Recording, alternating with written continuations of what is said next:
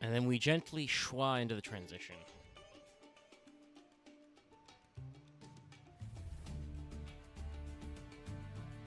Sorry, waiting for the preview window to catch up. Hi, how you doing, chat? There's not many of you right now. Some of you may watch the VODs. It's a pretty blurry transition because YouTube's yelling about my audio quality. Who is it? It's X. Hello. Sorry, I had a sudden throat clear. Alrighty. This is the fail portrayal. A stream that is done regularly about Yu-Gi-Oh! Hey, at the front, I should probably say, tonight's theme was picked by our lovely patrons. My lovely patrons. Technically, the rest of the hosts are not part of the patron crew. But they hang out and offer the suggestions, which are $5 and up. I can speak English. We're starting strong today, chat. $5 and up patrons can vote in the poll. And when selected, picked Exodia and or the Forbidden One / Millennium. Because those things are kind of interconnected. Actually, Millennium's actual game plan is very interconnected to the Forbidden One, but we're going to talk about all that because this one's going to be interesting. I'm going to say right off the top, chat, you see this guy I picked for the thumbnail? I'm tired of his smug aura. He mocks me. It's so funny to me that when... Oh, Axe, you suggested this, what? At the start of this year, I think? It Maybe was even late enough last year? time. It was more than... It was like 2, 3, 4 polls or something? Yeah, it was. I think it was like December ago. Or maybe even November, like, was the first run. So, like... I just put it here as, like... Sure. Honestly, let's just do this, because I think it's worth talking about... Mostly because I think it's interesting to show it, but also because... Yeah, visual design, there's a lot going on. When we get to the also Millennium it's a chance side... to talk about older cards. Yes, when we get to the Millennium side on the back half, we get to talk about how, like, they built this archetype by referencing old monsters, usually vanillas. So there's a lot of, like, revamped art to get into. And also, honestly, talking about Exodia, like, as a whole is good, because the way the Millennium archetype and the Millennium Ankh works is, in fact, require you to run the one-ofs of each piece of Exodia. So, like, that's good to talk about because it's the game's first alt-win con. It is deeply tied into the lore of the original manga and anime, and also, like, the OG game. I mean, this is basically the Sarcophagus of Light deck, but for Exodia, and it works more because they made it more cohesive. Yes, unfortunately for Sarcophagus of Light, yes, I will shame Sarcophagus of Light, that is just kind of a weird bat chest deck, where... I actually...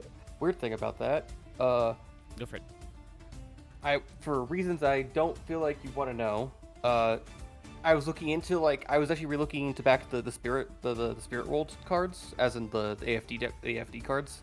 Mm-hmm. Or I guess, AFLD now. It's very Life Dragon. But, I actually like card design of being, like, instead of, if we're not doing typings, we're doing, cards that mention this. Or cards of, like, this very specific type. So, basically all the Luna cards. I was looking into them again, and it is just one line, but it's a nice one line that pays off if you don't get stopped. So, eh.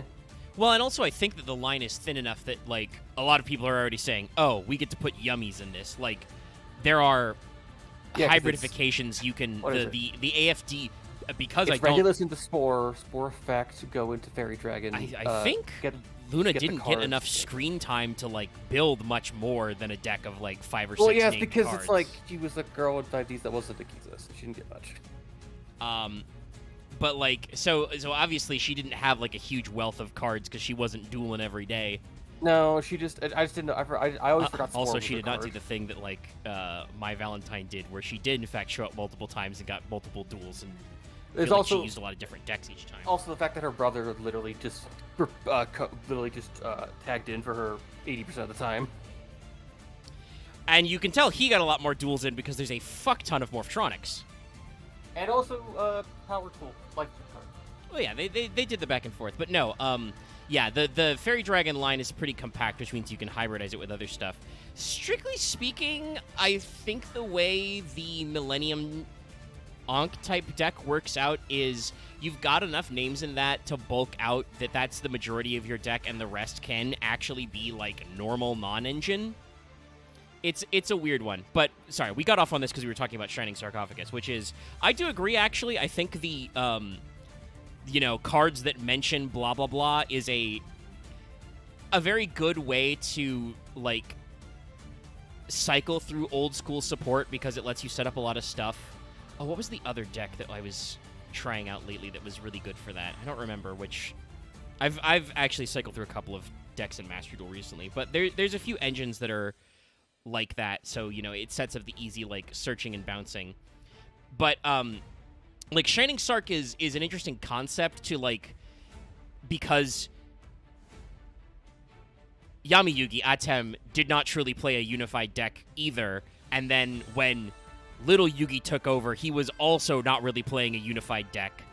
The like Shining Sark Wombo combo never really worked. Like, they didn't have a unified deck theme, so they're like, okay, what if we just retrain all of the monsters to have a unified deck theme? It's like, okay, that's interesting, but it's a deck that's full of failure points, and also I do kind of feel like the actual Shining Sark deck is boring because half of their monsters are like weird little setup guys, and then the other half are like, oh hey, it's Magician of Silent Burning, who is a spell negate. Cool.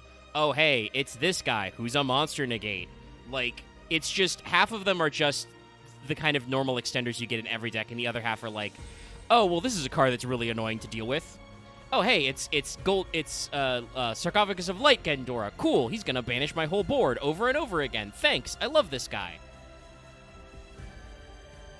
Like, it's kind of that interesting, whatchamacallit, like, space, right? Millennium is not that. Millennium has one singular game plan, which is summon this guy. It's actually the Unstoppable Exodia Incarnate, but as you'll see when we actually get into the Exodia monsters, that could truly be the name of any Exodia-type guy from the past 25 years. So occasionally I was referring to him on Twitter as Exodia Bigalus Dickalus. Exodia Big Bungules. Your whole deck is based around get Millennium Ankh, activate Millennium Ankh, win game. MBT actually posted a video of him playing this deck. He did have to revamp it. He didn't just use the loner, but he pulled up the what's the service called? Untapped, I think, is the overlay. But basically that has like the plugin stats, and it's like if you get Millennium Ankh negated, you will win like 9% of the time. Like 90% of the time, you're just gonna you're doomed. You're gonna fucking lose. But the deck has like a 60% win rate if Ankh is not negated. Like it's truly your whole deck revolves around that card. So it's a really, like I said, interesting case. And it's very weird to me that like they've tried to make Shining Sark work as a nostalgia deck. And it's not good. It's a rogue deck at best with some, it's got a couple of negates and interruptions, and Shining Sark has a really funny restriction. It can't be destroyed by monster effects, which is always funny. That's why I always play removal spell traps. But the deck's not really good, as opposed to like what they've done with Blue Eyes to modernize it is to give it like a shitload of modern cards and like give it extra deck plays and stuff. And like that's a great deck. It's legitimately is going to be a meta deck. It is already taking tops. The structure deck has been out like a week. So it's very interesting to see how they handle this. And obviously Red Eyes hasn't done anything in this game for years. The new Metal Red Eyes for the new Metal Morph stuff probably will go places. But that is also like the Metal Morph stuff is a nostalgia retrain of a completely different failed theme because they've got like Metal Zoa X and shit in there. But they metalized Flame Swordsman for no reason. That's cute, And of course, as we like to say, Red Ice is meta in Rush Duels. But the Exodia, actually, I should say this. First of all, this archetype is very funny to categorize because obviously we all know what Exodia the Forbidden One is. I'll pull up all 5 pieces of art in a second. I am vamping a little because Loth said he would be here, and I think Vesper is around. We probably, I guess we're gonna talk about all the other the variants, and then we'll do Millennium. Well, yeah, Millennium. I mean, Millennium's the most recent, so I guess they, like I said, you can't play Millennium without having 5 Forbidden One cards in your deck. That's fair. I just don't think people are gonna expect Necros to show up. But I mean, of course we're gonna. He has to show up. He's He's like one of the few that's actually named Exodia. Because that's what I was about to bring up. Exodia the Forbidden One is like 5 archetypes. It's one of his major problems. Because obviously there's Exodia, the actual, like, you know, the name of the big head, and also Necros, and Legendary Defender, Legendary Incarnate, etc. Unstoppable Incarnate, you know. But all the limbs, I should say, are the Forbidden One.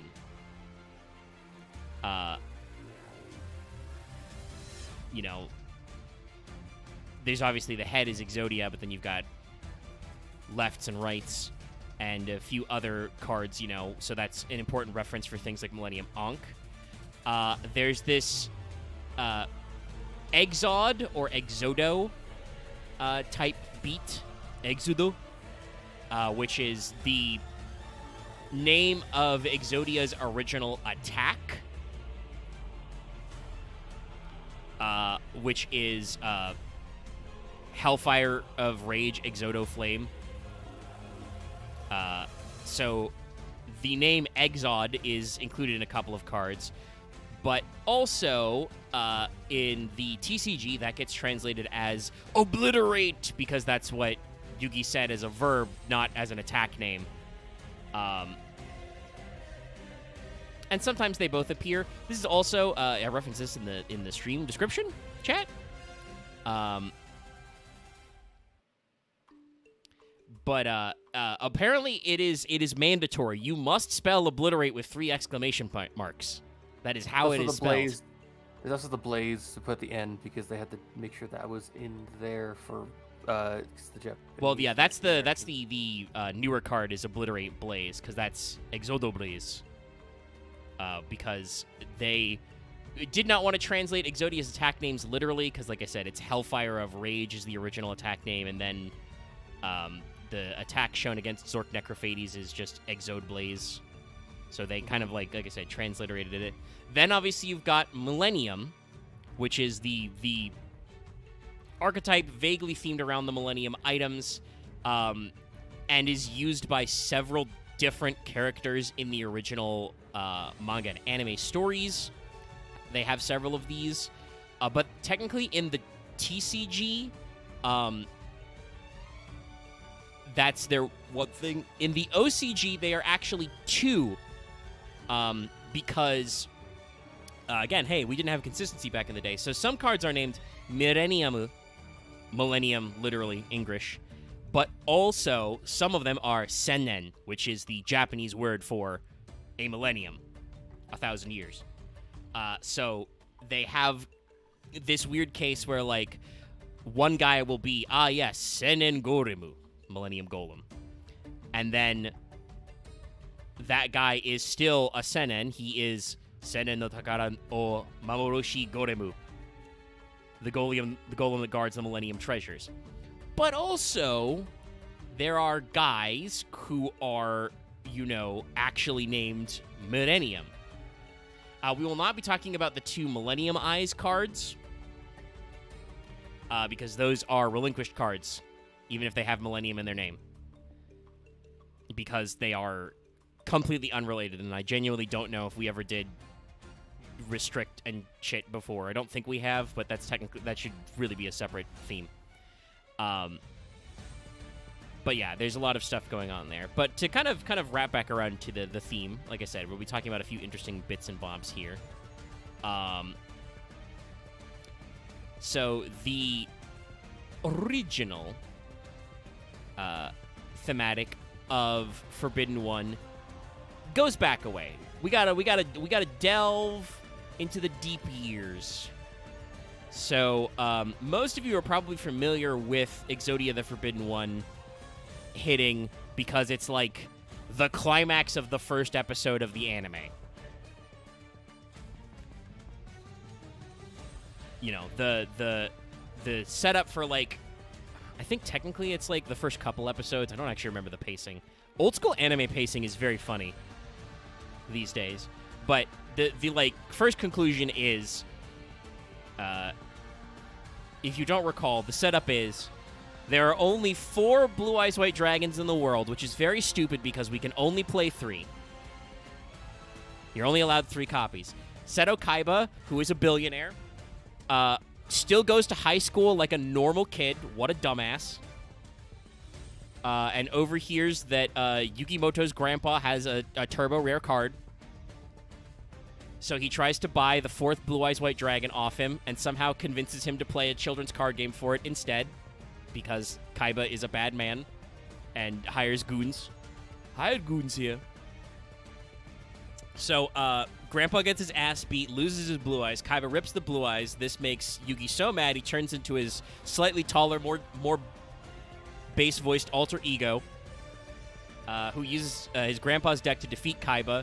Kaiba summons all 3 blue eyes, which absolutely beats the shit out of everything Yugi has, except this whole time he's been stalling and has drawn all 5 pieces of the legendary unstoppable Exodia. Exodia then obliterates, and Kaiba gets mind crushed, and it's a whole thing. So, you already have this built up as, like, the mystical secret technique. You draw all 5 pieces of Exodia, you summon an ultra-powerful monster who instantly wins. And then Weevil Underwood threw the cards into the ocean. And somehow he gets to come back on this show. But this is important because obviously this means that Exodia is associated with Yugi's grandpa. You know, in the deep dark lore. Which don't... What was the... I know in the dub it's Solomon Moto. I don't remember what his original name was. But Yugi's grandpa uses the Forbidden One cards. And because everything in Yu-Gi-Oh! Is just like, I mean, it's a reincarnation story, so everybody involved is, you know, on the fucking time loop. Except, like, the actual Jutsu characters are just actual descendants of them. Well, that's true, yes. But also some of them may be reincarnated. But it's vague, depending on the character. But, I mean, there are a couple exceptions, but I think that's because they're not free. Because, like, the original guy who had the Millennium Eye, Akhenaten, is just... He sucks, and he awakens Zork Necrophades, and I think his soul is also sealed in the Millennium Puzzle, so he doesn't come back. Pegasus gets to be, like, a different guy. But anyway, Solon Moto is a reincarnation of Shimon Moran, or Simon. They spell it a couple different ways. I'm going to assume it's probably because the wiki has made sure to spell it SH. It's supposed to be Shimon. You may never be able to know this because he's in a lot of video games being fully, like, cloaked up. I wonder if that's because the manga had not yet finished and they hadn't shown that he's just Grandpa again. But he is the Pharaoh Atem's vizier, and his Ka monster is Exodia, the Forbidden One. Only because the original Egyptian, like, shadow games don't work the same way. He's not, like, invincible or indestructible. He's just a really tough guy. And even then, he's not tough enough to beat up Zork Necrophades. That guy's a big guy. But that does mean, obviously, that then... So, not only does, obviously, Exodia kind of fit our original, like, Egyptian theme, he cycles back and was an original, you know, whatchamacallit, like, Egypt guy.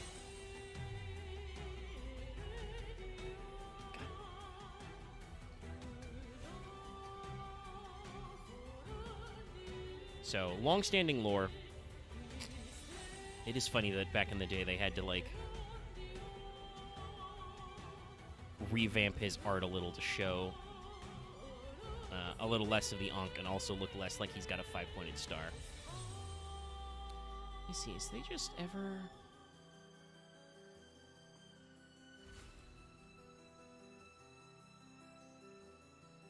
No.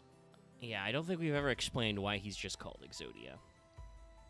Because that is just his name. The Forbidden One translates, the original Japanese is Furin Sadashi, just sealed. So he's just sealed Exodia. So I think Kazuki just thought that Exodia sounded cool.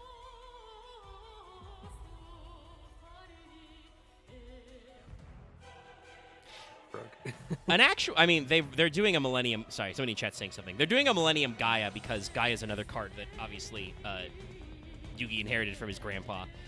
They could do a different Millennium Dark Magician because he is also a dark spellcaster. And spoilers: the original Exodia is a dark spellcaster. So they have to build a lot of retro support in for the bits, so they could go that way. Anyway, Loth is taking the world's longest coffee break. So I'm just going to start pulling images. Let's assemble the original 5 pieces. Now start to get... spelled correctly. Gallery.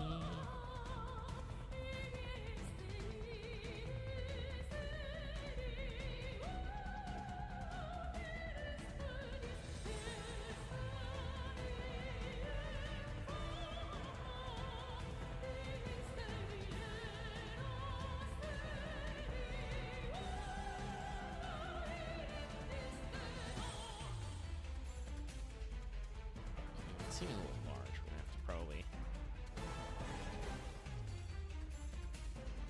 Scrumbopulus goes down a little bit because we got to fit all these pieces on here.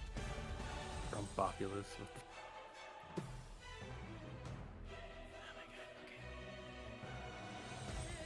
Sorry, I'm navigating the wiki and I'm like, if you want to get any images, For such like an erudite man, you have like such an impressive like lexicon of nonsense words. That's my secret axe. All words are actually nonsense. As evidenced by the things that keep getting added to Webster's dictionary every year. Mostly fair there. Also, well, yes, I agree that I am erudite. I'm usually much better when scripted. As evidenced by the amount of times I don't know how deep your notes go for like the stuff you do. I mean, for this stuff, nothing. I just have a list of names. I meant typed with the Cabal because it's like I can vaguely talk about that. Yeah, we got a few things. I assume your notes are at least in depth enough, but I guess also just acting experience. Yeah, I don't actually script dialogue. Usually we're practicing that one just off screen. Oh my god. Yeah, it's for you. Yeah, if you're feeling it's something you don't enjoy, it's not a big deal. I really wish they could just give me like an easy, quick link us to all these things, but they won't. Yeah, honestly, I've noticed it's really hard just to find a fucking list of cards sometimes.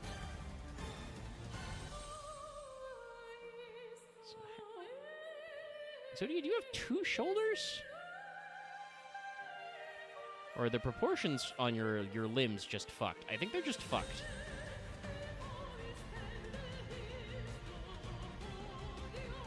And like I said, I will say, getting this out of, like, Exodia being, like, wacky and wild, like, hard-to-grab stuff makes a little sense because, you know, they're... God. That's right. That's why I don't like this, because for some ungodly reason, when you click Forbidden One, it's like, fuck you, it's not... This isn't, like, information about the card game and, like, how they work and, like, listing them. It turns into, like, a lore and recap article. You should treat this as an archetype article. Technically, Forbidden One is more referenced than Exodia. Wikipedia, I'm calling you out. Okay, so, well, let me just fucking... Here we go. I have grabbed the actual text box list, so we're going to just rip all 3 of the remaining pieces open in just different tabs, even though that means Chrome's going to start firing up more processes, which will probably make the stream go shittier.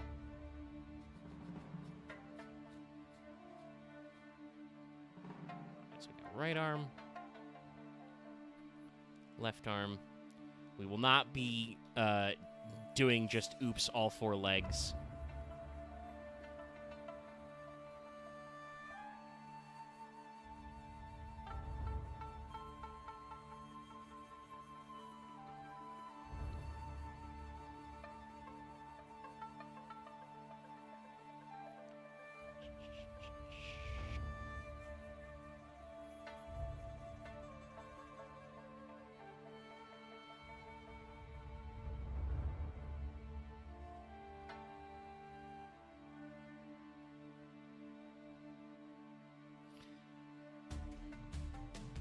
Oh, I should also technically say, in the strictest sense, Exodia is censored in the TCG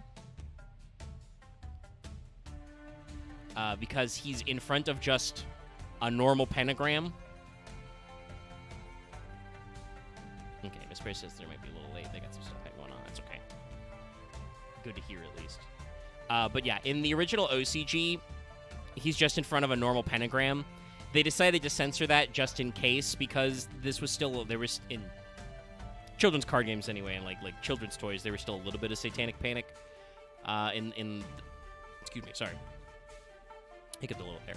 But in the turn of the millennium. But, honestly, using the, like, redrawn style of Spellbinding Circle, which I think was also just a pentagram originally. Oh, yeah, Spellbinding Circle's right. Accidentally grabbed a dual. I'm amazed there isn't just legacy. There isn't just full art of him as one image. I mean, technically, that's what some of the retrains are. It's because like the actual guy wouldn't work out. It's a little scrunched, but yeah. Here's Exodia. Yes, he is stanced up weird. That's because, like I said, the fucking proportions don't work. I guess I should probably, even though it will also. Yeah, because like there's just no pelvis of Exodia is missing. Yeah. I mean, trust me, there are many jokes... That slice didn't work. Many jokes are performed about, you know, the fact that there's no, like, bottoms to the circle. Ironically, I would actually... Yeah, the circle is not line up to limbs, yeah. Yeah, his head is, like, zoomed in more than his arms and legs are. It's very funny, but there's the 5 pieces. Oh, are we talking about Exodia, the leg-ridden one? We're not talking about Exodia yet. I had 5 pieces. Yeah, well, you know, if we did the original art with the 5-pointed star, they do kind of look like they have pizza slices in them. So, clearly, he is indeed 5 pieces of pizza. So, having him... Go ahead. Having him pose like that on the screen is utterly awful. Holy shit. I mean, unfortunately, like I said, I could like scooch these out a little bit so they're a little spread out again, but like I don't actually think we drew Exodia to like be perceived in this way. Like he clearly, the way his like limbs are drawn, but also means the circle does not fucking line up. Like he should look something like this. But the circle proportions like don't make any sense if you do that. Like, it clearly was not designed to work this way. But you can see a lot of his classic design. He has kind of an Ankh on his chest, which they did have to redraw a little because there was a pentagram kind of sticking out there. Literally all of his limbs are chained. But he does have kind of the you know, classic Pharaoh's headdress, the kingly beard icon, and a lot of stuff going on there. I do believe all of the limbs have basically the same flavor text. Yeah, forbidden right arm, sealed by magic. Whomsoever breaks the seal will know infinite power. Yeah, so all of them say the same thing. And real quick, let me just run through the limbs. They are also all level 1 dark spell casters. So, you know, it's a pretty easy lineup to get in there. I think, do they all have the exact same stats? Yeah, I think they're all 200, 300. So, like, they are all vanillas, which are level 1s, and have shit stats. Exo Pizza, the forbidden one. God of the... Also, sorry, I just checked the chat in full. I saw your message earlier, but yes, yeah, everybody goes for the dong, but I like Gut of the Forbidden One. Exodia just has a huge beer belly because he's Yugi's grandpa's soul monster. It's funny. The actual head is a 3-star, also still a dark spellcaster. He's 1000, 1000, which I'm sure has been used for some many very funny things. But he has a very simple effect text. I mentioned this earlier. This is the first ever alt win con in the game, and it is simply, if you have right leg, right arm, and left arm of the Forbidden One, in addition to this card in your hand, you win the duel. This is not an activated effect. This is a condition. Basically, while Exodia the Forbidden One is in your hand, he creates a new rule, which is if you have all 5 pieces of Exodia in your hand, you win, regardless of what your opponent does. There's nothing to negate. There's no getting around it. It just happens.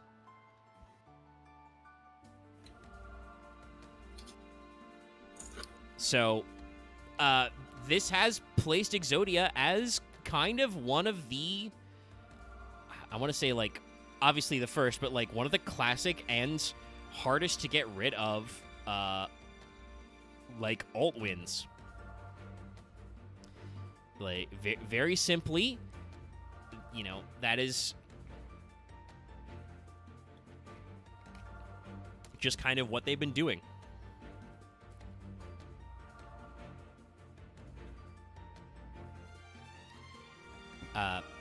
So obviously, like, Exodia has been Limit 1 for basically forever. There was a brief yeah, there was a period of a few months in the OCG where the set Exodia was in, because he was originally in a separate set from... basically, what became Legend of the Blue Eyes White Dragon in America is the original Japanese Legend of Blue Eyes White Dragon, because there were only 65 cards in each set, and Phantom God, which was the Exodia set, got wombo comboed together. But I want to double check exactly. Like, I think they've got the history of it, but for a long time, Exodia has been Limit 1. I think this is for twofold purposes. One, and I've heard some people joke about or say this is the only reason. Oh, it's lore, it's the Forbidden One. You can only have one copy. Yes, that is also true.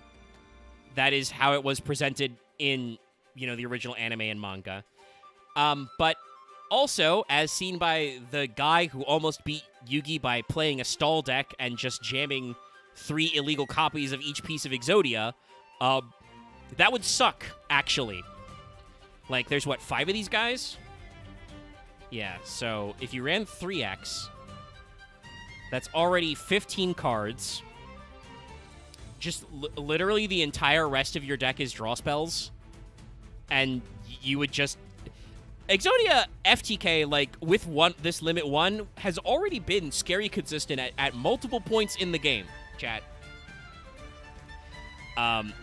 So, like, I believe that it was legal to play 3 Exodia for a couple of months in the OCG.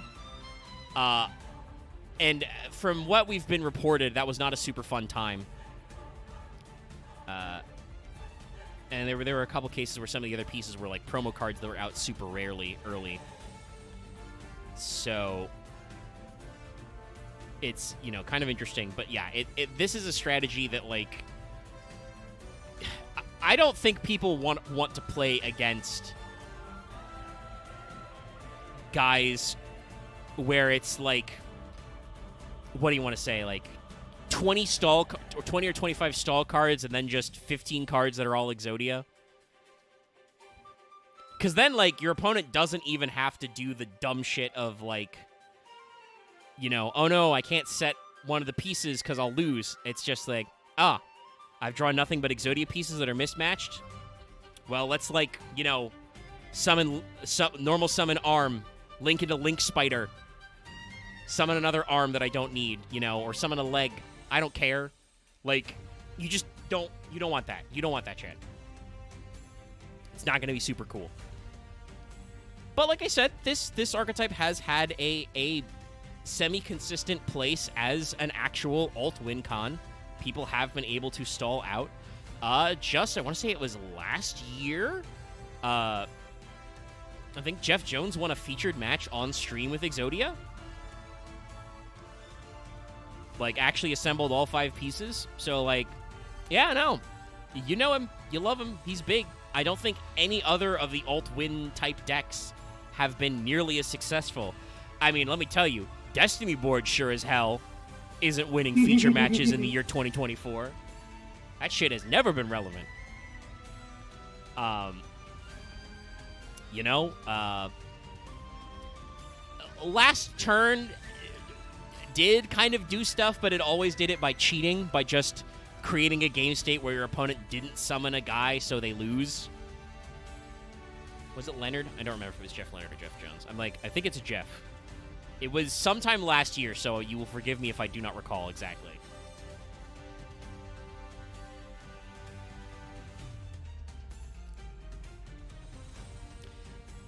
Quite frankly, Yu-Gi-Oh! Players, you need to start changing your names. Or at least start changing the first letter of your name. There's way too many J's in Yu-Gi-Oh! Switch it up. I can't keep all these names straight.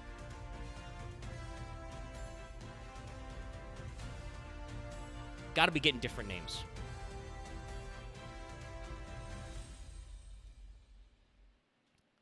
It's like one Mr. Douglas Zeef. He's got a D in his name. I can remember him. Yes, Jeff Leonard is, by all accounts, a very, very nice guy. We're having fun here. An elder statesman. But yeah, the Exodia showed up that. So obviously, like I said, this like became a classic deck both for fans of the game and just for, you know, an old school vibe. I'm looking at it. The Wikipedia has a list of like all the Exodia like OTK brews over the years, and it's like, holy shit. Like, all the different strategies they've used. There's the classic, like, what you call Mega Draw, which is, like, Royal Magical Library looping, Wonder Wand, Bamboo Swords, Dark Factory, using the Destiny Hero engine, like the old school Destiny Hero engine, to, like, stall. There's, you know, Deep Draw. There's Heart of the Underdog. There's the Appropriate Exodia strategy, including with Bistro Butcher. There was a Dark World variant in Mato.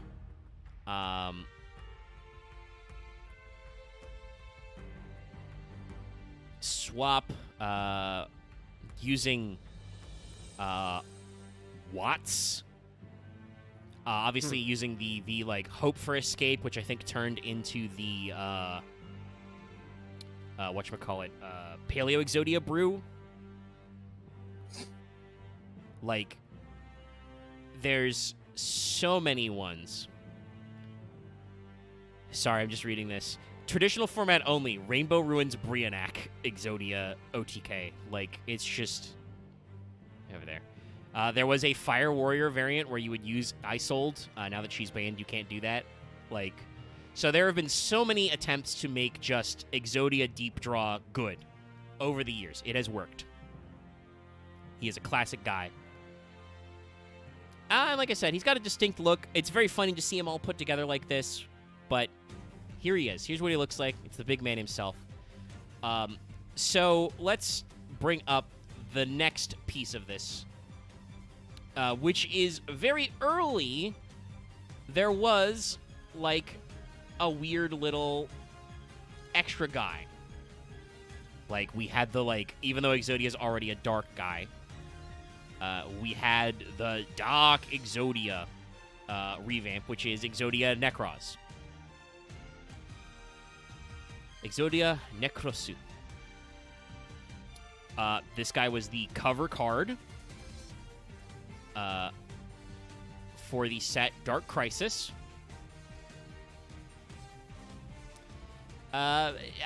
You could say this is the zombie equivalent of Exodia, even though he's also a spellcaster.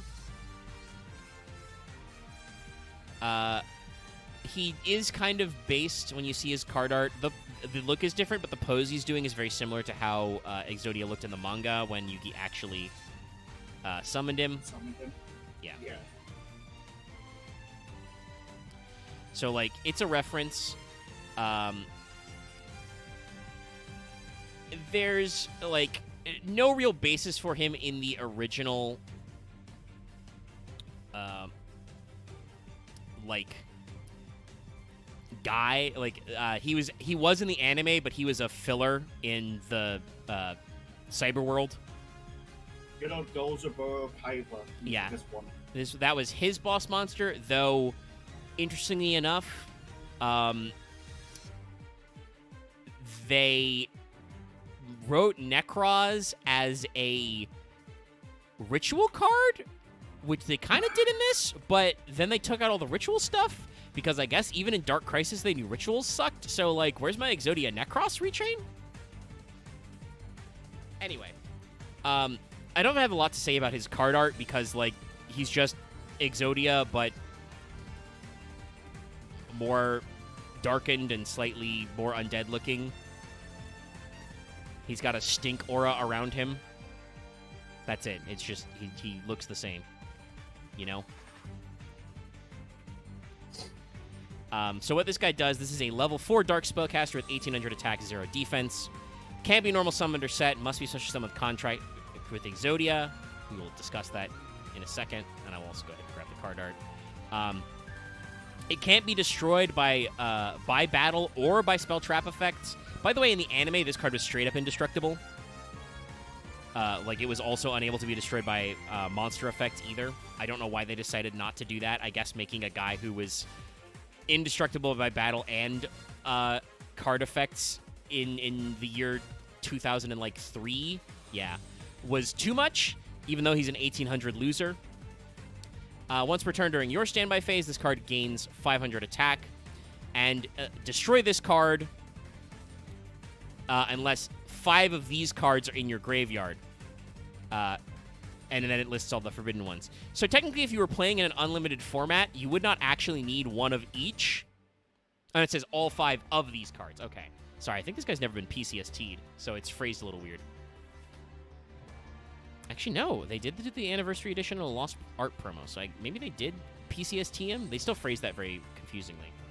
Anyway, he blows himself up if you don't have all 5 pieces in your graveyard. Again, this would be really easy to solve with modern sensibilities. Make him indestructible and then say just that you send him to the graveyard if your opponent doesn't have that. The other effect it had as a ritual monster in the anime was when it battled, it gained 1,000 attack. So, like, even then it was, like, kind of underwhelming. And while I think there were some decks that did try to make Necros work, because, you know, he's in like, in Dark Crisis, he, you know, utilizes the Forbidden One card, so it's a little memorable. But also, like, he's, you know, non-normal summon settable. And has a lot of, like, weird stuff. There's Contract with Exodia, by the way. I've pulled that up and stuck that on the screen. You should see it when the delay catches up. But, like, they tried to make it work, but ultimately with a lot of old school cards that just say can't be normal summoned or set, He sucks ass. And, like, genuinely, I don't know why they didn't just make this guy a ritual card. If they, like, honestly, legitimately, this sounds crazy to say, chat, but if Exodia Necros was blue and Contract of Exodia was a ritual spell, this guy would be infinitely better in today's meta as, like, a weird alternate win for an Exodia deck. Because you could play shit like prep and pre-prep. But I think just Konami was not as adventurous as they could be back in the day.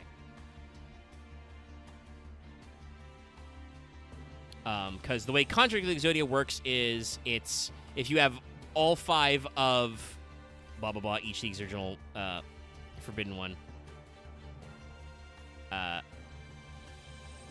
you can special Necros from your hand. Obviously, that's a, like, dog shit, effect.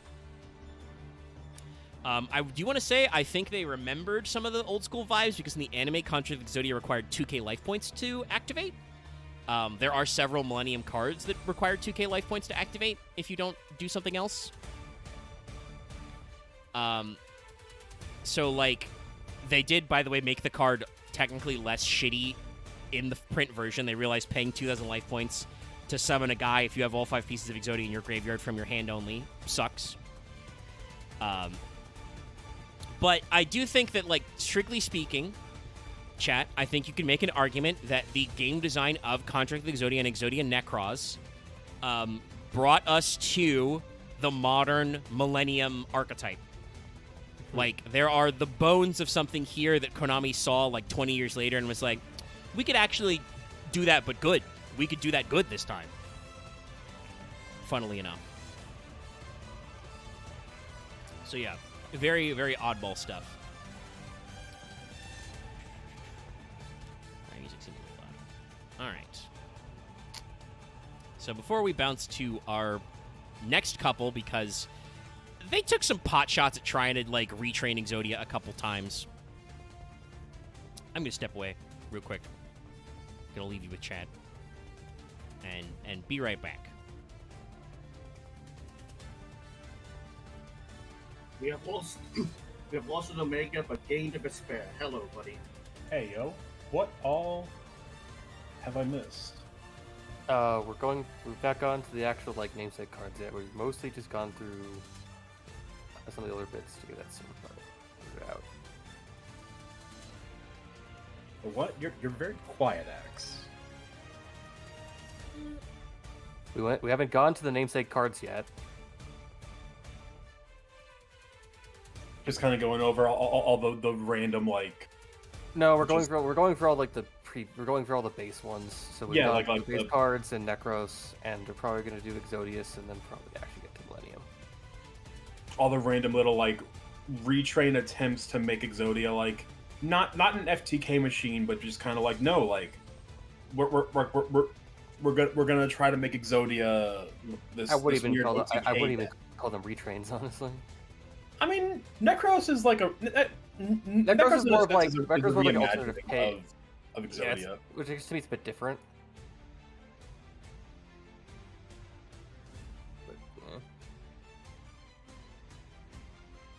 Because it's one of those things where I don't remember I've never actually recalled Necros as the card.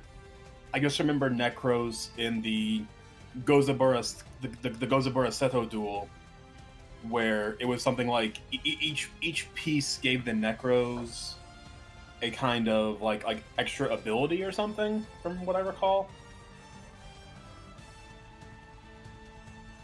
Because the Exodia Necros in that, like, I guess it was a VR duel.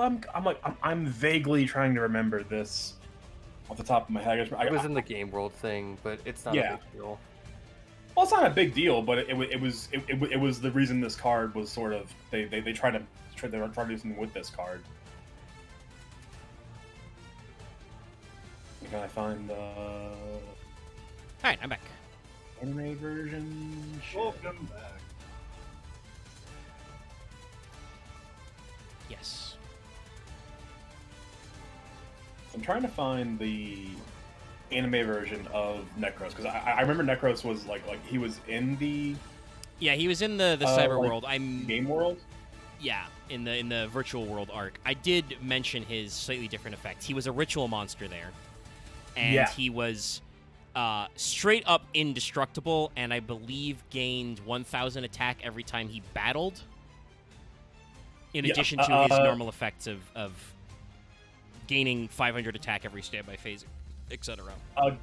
Running down Necros, it looks like the 500 isn't a standard thing. It's just like I said while you were gone, each piece gives it a different effect.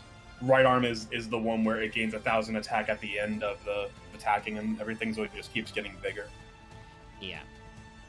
Well, what I said before I stepped away was that where's my Exodia Necros retrain? Because like I brought up, I think if Contract with Exodia was a ritual spell and Necros was a blue monster, this guy would be infinitely more viable these days. If it was like a weird ritual summon condition where you can ritual summon Necros not by tributing monsters, but only by having each piece of Exodia in your graveyard, kind of a thing. But that would mean that you could, like, play, you know, prep and pre-prep and stuff. Like, it would be interesting. And I think when we get to the Millennium cards, one more thing I said is that I think Konami remembered Necros's game design when they made the new Millennium engine, because there's a lot of eerie similarities. Yeah, because, like, the big fusion and everything is all about binning the pieces. And I know that there was the Obliterate trap card that was kind of doing the similar thing. Yeah, they've done a couple of different things with him. I will say one thing, just getting in here. I've never noticed this weird, like, necrotized skin around Exodia's mouth. I don't know how else to phrase it. Yeah, he's got a little skeletal stuff. I think that's mostly just the Necros and the contract version. I don't remember the big guy had quite so much facetal stuff. But he is kind of supposed to be like a giant mummy or a sealed god. And he's called Exod or Exodia. Don't know why. Looking at the regular one, it still is there. It's okay, like it's a bit there. I guess it's just more exaggerated in the art because it's a full-on face close-up as opposed to the piece just being a older artwork and all. But he'd also kind of have like the blue gunk around his mouth. Oh, and also I should say, while they did do the lost art to make it a normal-ass Ankh, which is a thing they eventually just got over, he's got a fat weird monster reborn Ankh in his normal art Necros here. Luckily, like I said, they just got over that for Millennium Ankh. Yeah, the Ankh thing was like always a weird censor thing, but just early 2000s and yeah, that like I think what they wanted to avoid is using like common occult symbols, because like the Ankh was kind of co-opted into some of that stuff, even though it's just a perfectly normal ancient Egyptian symbol. Like it's a symbolizes something in their, you know, daily life, just like the Eye of Horus and stuff. But because it has kind of that weird looped cross shape, I think there was some concern that like people in America would be concerned. I mean, like the funny thing is like the Millennium Key is basically just an Ankh anyways, and they didn't really do anything about that in the show, but they were just kind of, I guess we have to use it. Brief appearance by a cameo from a guy we saw previously. This is Exod, Master of the Guard, or Exod, Guard God, who is like clearly supposed to be discount Utopia, discount Exodia at home. We talked about him already in the Rock deck because this is your quote-unquote boss for the Rock Sphinx deck. But he sucks and he's dumb, and we don't like him. Yeah, he's just one of those cards that suffers from a place of design, a point in time of the design space of the game that was just not even too safe, just too different. Yeah, like just they had yet to grasp the full kind of ability of what Yu-Gi-Oh could become. Yeah, and this guy truly is not actually Exodia. They just decided to call him Exod and draw him like Exodia for some reason. He's a level 8 Earth Rock with 0 attack, 4,000 defense. Can't be normal summoned or set. Must be cannot be special summoned except by. Thanks, I think that's pre-PCST.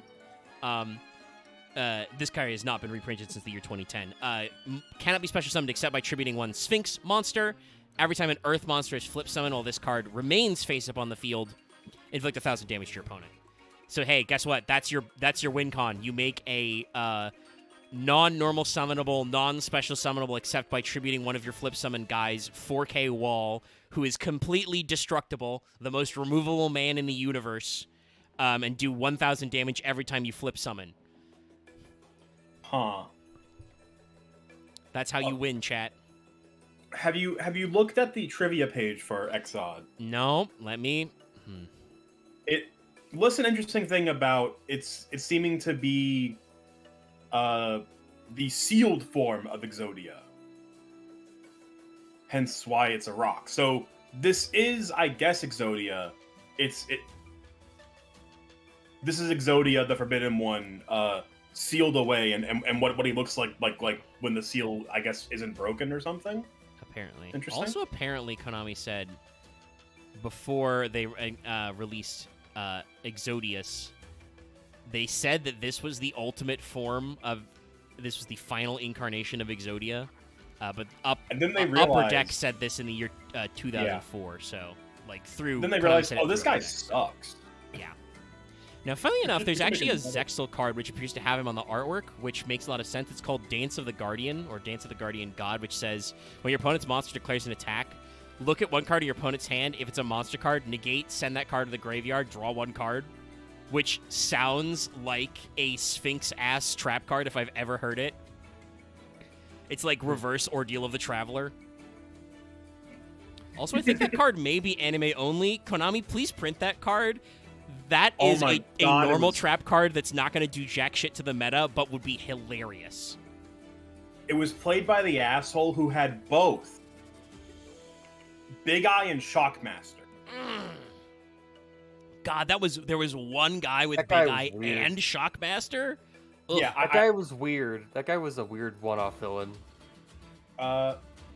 I think it could have been like, oh, maybe he won the number off a different guy or some bullshit. But he kind of did. Yeah. The guy was somehow sealing the souls of children and taking their cards. Yeah, that's ale for you. It's because that guy was like being Kaito's biggest fan. It was the whole thing. Also, hey chat, wish for Spare a belated birthday, because your birthday was yesterday. Oh yeah. I have my cake right now. In fact, it's kind of why I was a little late. Let us pull up the next form, which is apparently Exodia's human Sona, his man self. Exodius, the ultimate forbidden lord. Exodius, the ultimate sealed god. And he looks a lot more alive in this card art. Like, he has like, most of his face is not covered. He's got, like, human skin. We do actually get to see what they won't show you about the sealed version of him, which is he is rocking a kilt, which is probably a little too short. Yeah, this is just a man, and I'm not really liking the idea that his big, like, I don't even know what to call it. Like, he's an action figure body. It's not a helmet or like a breastplate. It just kind of like encompasses his entire upper body from like shoulders and all. Again, this to me is just like it's like a single mold sculpt kind of thing, or it's a drawing. It's physically this is like you only see in a drawing or an action figure. Yeah, because, like, I get what you mean by the single sculpt. This is a guy who can only exist as a piece of, like, plastic or resin. Because... He cannot turn his head. Yes, that's what I was just about to say. This guy can't turn his head because his shoulders are enormous, his headpiece is enormous, and it looks like his headpiece links to, like, the neck back of his shoulder pad chest piece thing. He's also got, like, I want to say, like, a fucking 11 pack or some shit here. Like, this dude is immensely ripped. Real Giga Chat hours. Once again, we have another, like, random Exodia that is just in a random piece of, like, card art in a Yu-Gi-Oh anime that was used, like, once and just whatever. Yeah. Oh no, looks like it was direct support for Exodia, so I'll shut up. Still funny. Yeah, they did actually use him though. There's a weird thing where, like, he did show up in the anime and had, like, some support cards. He was in, like, GX. They just took them a long time for them to retrain him. Like GX anime. But yeah, he's a weird guy. So Exodius is a level 10 dark spellcaster with (?) attack and 0 defense. He cannot be a normal summoner set. The Cloudian guy plays this later? What the fuck? Who knows? Adrian Yeah. pulls out a fuck ton of shit. Yeah, I guess sorry for spoiling GX, but I'm like it just. I mean, it's like, oh, this guy plays the Cloudians, but after obtaining the spirit of Exodia the Forbidden One in the third alternate dimension, he intends to rule it as a world where darkness and evil will vanish. Yeah. It's a Wait, weird that's season one. 3 or It's a season weird 4? one. That's got to be 3, I think. I assume season 3 because he says one of the few characters did not return after season 3. So yeah. Oh, yeah, so that's probably the end. That's Wait a minute, probably so the that end of guy's season- still fucking there? We left his We just ass in left the him alternate dimension? I mean, also, like, did like 10 or more other people die? Yeah, but they got brought back to. I think most of them got brought back to life in the normal dimension. Yeah, he is one of the few characters who did not return after Jaden fused with Yubel at the end of season 3. So He's either dead or stayed in an alternate dimension. He was kind of hey. like some of the final fight kind of guy. He has the spirit of Exodia. I don't think we can let this guy live. I think we're gonna have to kill this guy. I mean, if he's got the Exodia, if he's got the dual spirit of Exodia inside him, yeah, kinda. He's got to go. Anyway, this card can't be normal summoned or set. Must be special summoned from your hand by shuffling all monsters in your graveyard into the deck. Can't be special summoned other ways. I think based on the trivia page, they accomplished this with, like, spell cards in the anime. This is a lot more straightforward. When this card declares an attack, send a monster from your hand or deck to the graveyard. He gains 1,000 attack for each normal monster in your graveyard. If this face-up card would leave the field, banish it instead. If there are 5 different Forbidden One cards in your graveyard that were sent there by this card's effect, you win the duel. So, as an attempt to basically revamp Necros and, like, create the new alternate Exodia deck, Exodius is a decent attempt. This guy was actually printed in, like, 2010. He was a, like, Shonen Jump promo and then was a card in a tin. They had him in, like, a special side pack in Japan. Oh, God. Also, sorry. I just realized we should have talked about this guy weeks ago because apparently, despite the fact that this is a fucking spellcaster, this guy was printed in the OCG in Warriors Strike? Huh? That was, like, the first time they reprinted him because he was originally a Weekly Shonen Jump promo in Japan. Which this guy, by the way, this guy smells like a fucking dog-ass Shonen Jump promo. You know, like, this is absolutely ooh, get the latest issue of Shonen Jump. We've got a new Exodia guy. Okay, I'm kind of just glancing down the Warrior Strike list again. Yeah, it's specifically in the OCG. They did not print him that way in the TCG. They waited until the tins. Are warriors. I never really thought about it. Because Karas is in the light. He's a warrior. So they got some weird shit. Anyway, Exodius is a second way you can win with Exodia by sending each Forbidden One to the graveyard. But only if you send them by the graveyard, which means you have to live 5 turns. And also means this guy is 5,000 attack at least. So you probably also already won. I do want to say, though, this guy has a problem that Exodia Necros doesn't have. Once again, eminently destructible. I guess technically his attack is 4K by the end because the Right, head when, is when you a- send an the effect. fifth, when you send the fifth Yeah. one, and the head is an effect monster. So when you send the fifth one, you win. So he's only gets to be 4K tops. But again, that's also assuming that if you're running Exodius, you're not running like a Heart of the Underdog style like turbo deck where you just are sending more normal monsters to graveyard. Yeah, like the real problem is that you can't send the Forbidden One card to the graveyard any other way. You have to send it by Exodius. Yeah, they only count then. You can smell the like pre-goat format stink on this card. Yeah. It's just this is a card that only works in the hypothetical dimension of the anime where you know that the match will go at least like 3 or 4 turns because the plot demands it so. In reality, by the time they printed this originally as a promo in like 2007. I think it came out in the OCG in like 2009. By that point, way too late already. Like, we're talking like late GX, early 5Ds. Like, it's bad. No, I mean, What I if think they they're ever graveyard cared effects about because they being- get out of the deck. What if they ever cared about being late to something? I mean, true, but like, this is clearly a guy who's like just not doing enough, right? Like, they're just like, they came up with a cute alt win. They made him kind of a big bungus. But like I said, this is something that I think Exodia Necros had that this Exodius is missing. That guy was indestructible. I mean, he was not destroyable by battle, not destroyable by spell or trap effects. He was still destroyable by monster effects, but that's... Again, I think they were concerned that if they'd printed that guy in the year 2003 with straight up cannot be destroyed by battle or card effects, somebody would find a way to abuse him. Yes. Because that Because is like a lot super of things rare. at the time. Like you got to think at the time of 2003, non-targeting removal just didn't really exist. Yeah. Well, and no, like non-destruction removal was like compulse maybe. I guess bottomless trap hole doesn't destroy, it just banishes. It destroys and banishes. Destroys and banishes. Yeah, that's de-prison, which was a little bit later, which is just banish, no destroy.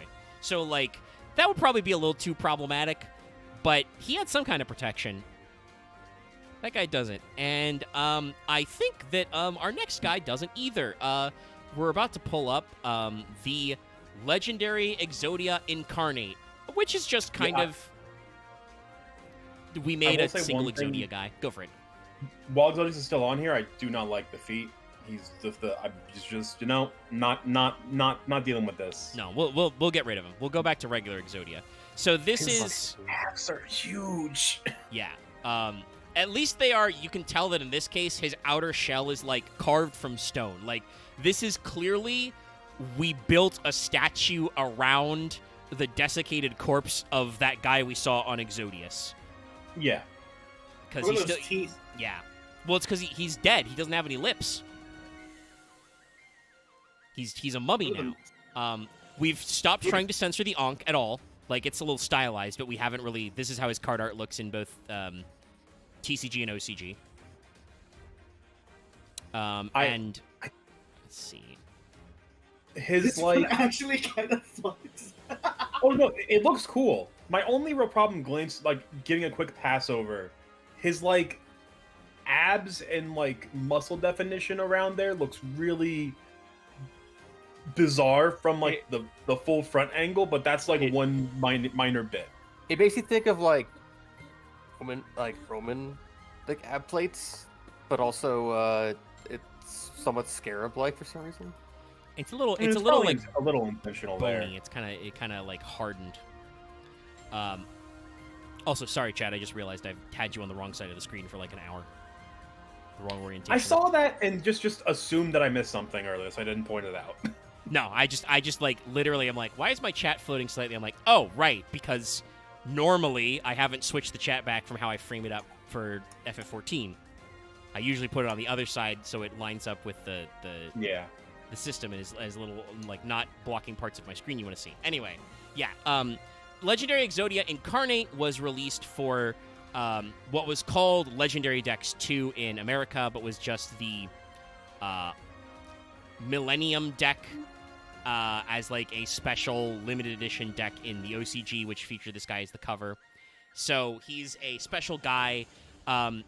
Legendary Dex 2, you know, they did the, like, they did a Blue Eyes deck, actually, it was 3 Yugi decks? I don't remember.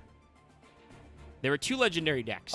No, yes, it was 3 different decks. Yeah, because it was legendary decks. It was 3 because you had the Duelist Kingdom, Battle City, and then just the like the Yugi deck.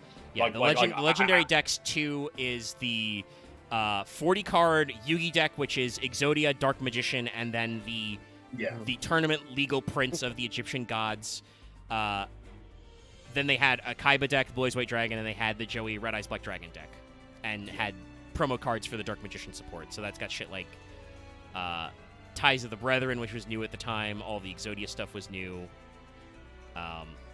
Dude, I remember Ties of the Brethren. That's one of those cards that was gassed the hell up when that shit was announced. People were like, oh, like this is gonna break so many things, and it didn't really do anything at all.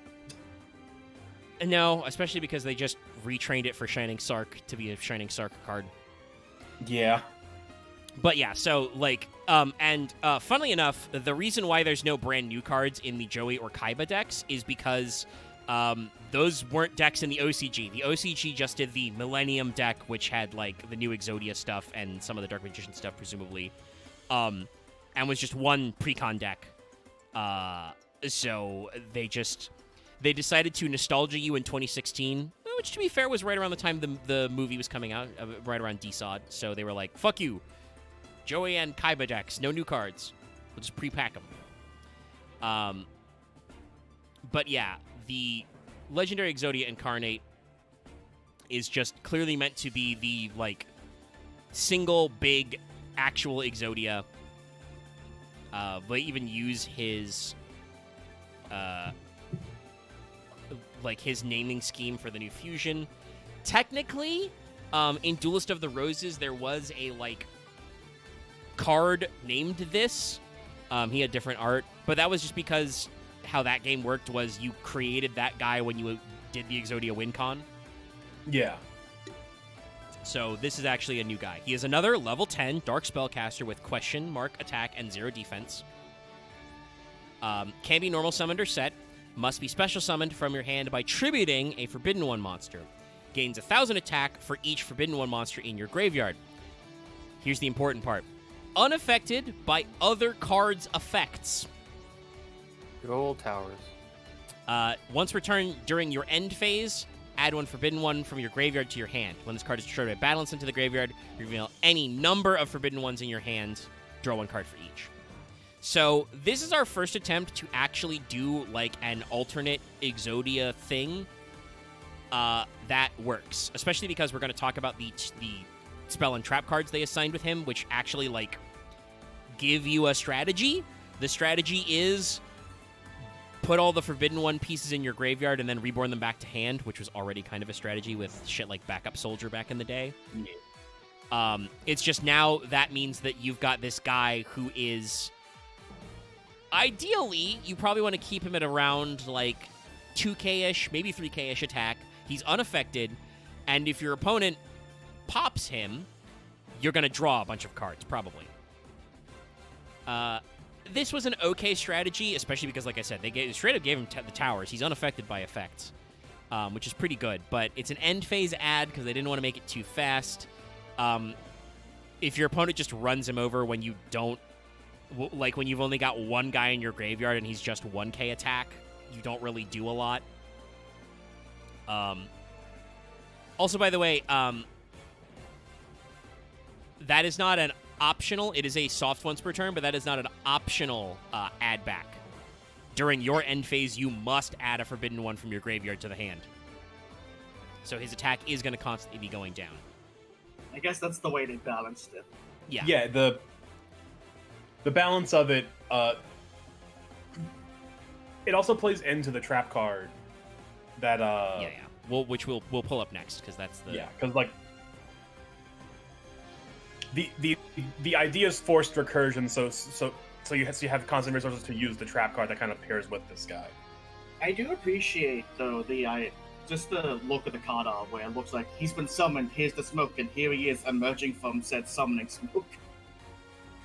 Yeah, he's like Omega said, I do like that we're not really retconning, but more so just like reshaping all the various Exodia lore that has been covered throughout, just the random retrains and versions of him that we're just going, yeah, no, like he was just a guy put into a rock, and now this is him sort of being awoken. This is him as like the actual like. I always could look at something. One thing was the dude, but now this is the legend. Well, yeah, Oh he's my God, the guys. unstoppable god. Exodia the Pillar Man. He is kind of built like a Pillar Man. But here's the trap card that was released that goes with him, which is the classic Obliterate! 3 exclamation marks. Which is named after his original Japanese attack as well, which is Exod Flame. Hellfire's Rage. Yeah. Which also is given a Ramaji, which is Mashin Kaienho, Devil Flame Cannon. So obviously we went with Obliterate because reasons. I will never get over the uncensored cut of the first episode of the Yu-Gi-Oh series. Yeah. Where you have Dan Green just saying Hellfire's Rage. It kicks ass. I mean, like, I know they did do that for DBZ. They actually did like an uncut where they like removed all the censorship and stuff. Konami's probably not interested in that, but I do think that an uncensored cut of the original Yu-Gi-Oh! In English would kind of slap if they could. I mean, I bet they could get everybody back because they still book those people for fucking cons and stuff. Like from my memory, I know that for the original Yu-Gi-Oh! For like Duel Monsters, it was just like that one episode. I think is like a proof of concept that it just happened to leak at some point. But Zale did get a sort of like in the same vein of how this is going to be a deep cut that I'm not sure that might go over people's heads because this is old, like kind of older shit. Same as like JoJo, Stardust Crusaders. There was a very like 3 or 4 episode bundle of like it wasn't like uncut, but it was not a 4Kids dub of Yu-Gi-Oh! Zale for like the first like 4 or 5 episodes. Kind of same as how JoJo on Crunchyroll, I think at one point, got like 3 or 4 episodes dubbed, and then like it took another year or 2 for the actual dub to happen for some reason. I don't know what it was probably like was. I don't want to say like a marketing trick, but it was probably like the original, the quote unquote uncut episode of Yu-Gi-Oh! 1, where it was like they did some demo tapes to like, no, we really want to do this. Here's what we got, and we're like shopping it around to distributors and studios to like greenlight it. It took a while to get out, but yeah, there's a few options about that I think are out there. But honestly, it would be kind of cool to see how a cult, I guess series 1 and 2 would be. Okay, so it was a different studio that they dubbed the first 3 episodes and then got sued, and then 4Kids kept doing it. Okay, that tracks. R.I.P. But no, like I said, that would be interesting. So, the paired trap cards, so they go together because Obliterate is a continuous trap that says you can target one monster on the field, send in a Forbidden One monster or Exodia card from your hand or deck to the graveyard. If you do, return that target to hand. That is a targeted, but is a bounce, and so obviously that means that you can use the Forbidden One head. You can also use Necroz. You can use Incarnate. And there's a later guy we'll see as well, who also actually has Exodia in his name. So there's a couple different ones you could get out of hand or deck. And then, like I said, if this card is sent from the spell Traps under the graveyard, target a Forbidden One monster or an Exodia card in your graveyard, add it back to your hand. You can tell this card was designed in 2016 because it says you can only use one Obliterate effect per turn, and only once that turn. Hell yeah. I love hard OPTs. They're so good. And also, only one effect. So guess what? If you do the bounce effect, like if you flip and activate, and your opponent just goes, cool, MST, you don't get the add back. You get very sad. Yeah. Now, this is a card that at least in, like, the loner deck for Millennium, I think still saw some play. Like, you see it occasionally. For 2016, it's pretty slick, but obviously the fact that you only get one effect per turn on a continuous trap is kind of a killer these days. Because, like, I think the idea was that, like, if your opponent just blows it up before they put anything on board, like they just, you know, Feather Duster you, or Heavy Storm you, or whatever the fuck back row removal was in 2016. Like, if they just blow up your back row sight unseen before they start summoning monsters you want to bounce back, you can do the add back. But ideally, you probably want to be sending Exodias from your deck to graveyard so that, one, your Unstoppable Exodia Incarnate gets bigger, but also so that either Obliterate or Incarnate adds back, so you eventually get all 5 in your hand and win. So, like, it clearly they want you to be activating both effects, but they were, I think, still at this point pretty scared of just making it easier to turbo out all 5 pieces of Exodia. Yeah. Exodia Draw has always just been one of those decks that it's just always going to sit in the shadows as long as Konami keeps printing just generic esque draw cards. Yeah, it's never going to be like tier 1 or anything, but in a world where they keep like crafting Exodia support, there may just come this point of just critical mass of cards that all of a sudden just playing every draw spell and 5 pieces of Exodia is enough. Yeah. And it's definitely a thing to be kind of not afraid of, but cautious of. Yeah. So here's a card that some of you may not recognize because this card is not a Master Duel because, as you can see when I pull it up, it has Kaz's signature because this is one of those special promo cards he did for the 2019 tins. Like Red Eye's alternative and stuff. So I'm not exactly sure like what issue there is with like the Takahashi estate that like Konami doesn't want to try and get those in Master Duel. Also, the fact that I think Airneos is not happening, even though I think people. Well, that at least we can say is not like a related to the issue of them being a Kazuki art. That's just like straight up they're just like dodging. I can't believe that we tried to force them to acknowledge Airneos and they just went, no, we're gonna lie to you. Which I think is like shittier instead of just being like an apology. I mean, yes, it is shittier, apology. But it's like, what are we gonna do? Like an apology. The apology for what? They can't. There's nothing to apologize for because they won't admit they did anything. So we can't. They didn't say they did. They excluded Airneos, so you can't make them apologize. Like, I don't know. Like I said, at this point, we're gonna have to like. People won't because you know they'll get banned from tournaments and stuff. But like, what I'm saying is, you're gonna have to start kidnapping Konami of America employees. Like, you see them on the street, you see them with a KOA tag, you got to throw them in the back of a black SUV, put a bag over their head, and be like, "All right, tell me why you can't reprint Airneos or I'm getting the car battery." Jesus Christ!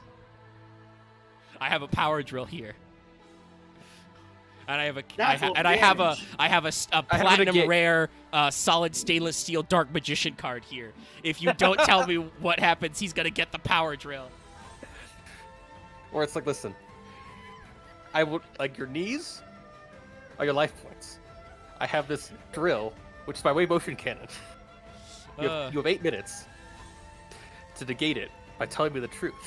Just tell me what I want to know. Why won't you reprint Airneos? What happened to him?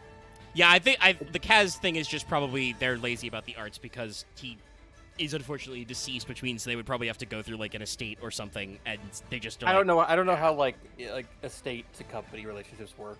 Especially because Japan. I presume that he because these weren't like instantly reprinted or added to Master Duel. Presumably he did them under a contract that they were for certain promotional purposes, so like they don't want to futz it out. Anyway, Legendary Defender or Defender God. He's kind of blue. This is a reference to when he actually got like summoned in the past. Because I mentioned before that the person who used Exodia was Shimon, who was Atem's vizier, and is also very clearly the like original soul of Yugi's grandpa. They literally look the same.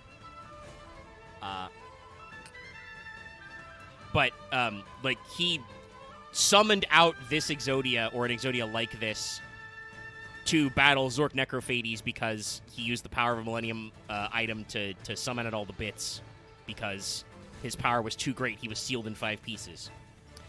By the way, this didn't work. In case you forgot, Zork actually beats up Exodia in the past because there's no card rules in ancient Egyptian soul duels. It's just the power of your Ka. It's just actual stand fights. Yeah. And unfortunately, Shimon is Zork had a sword.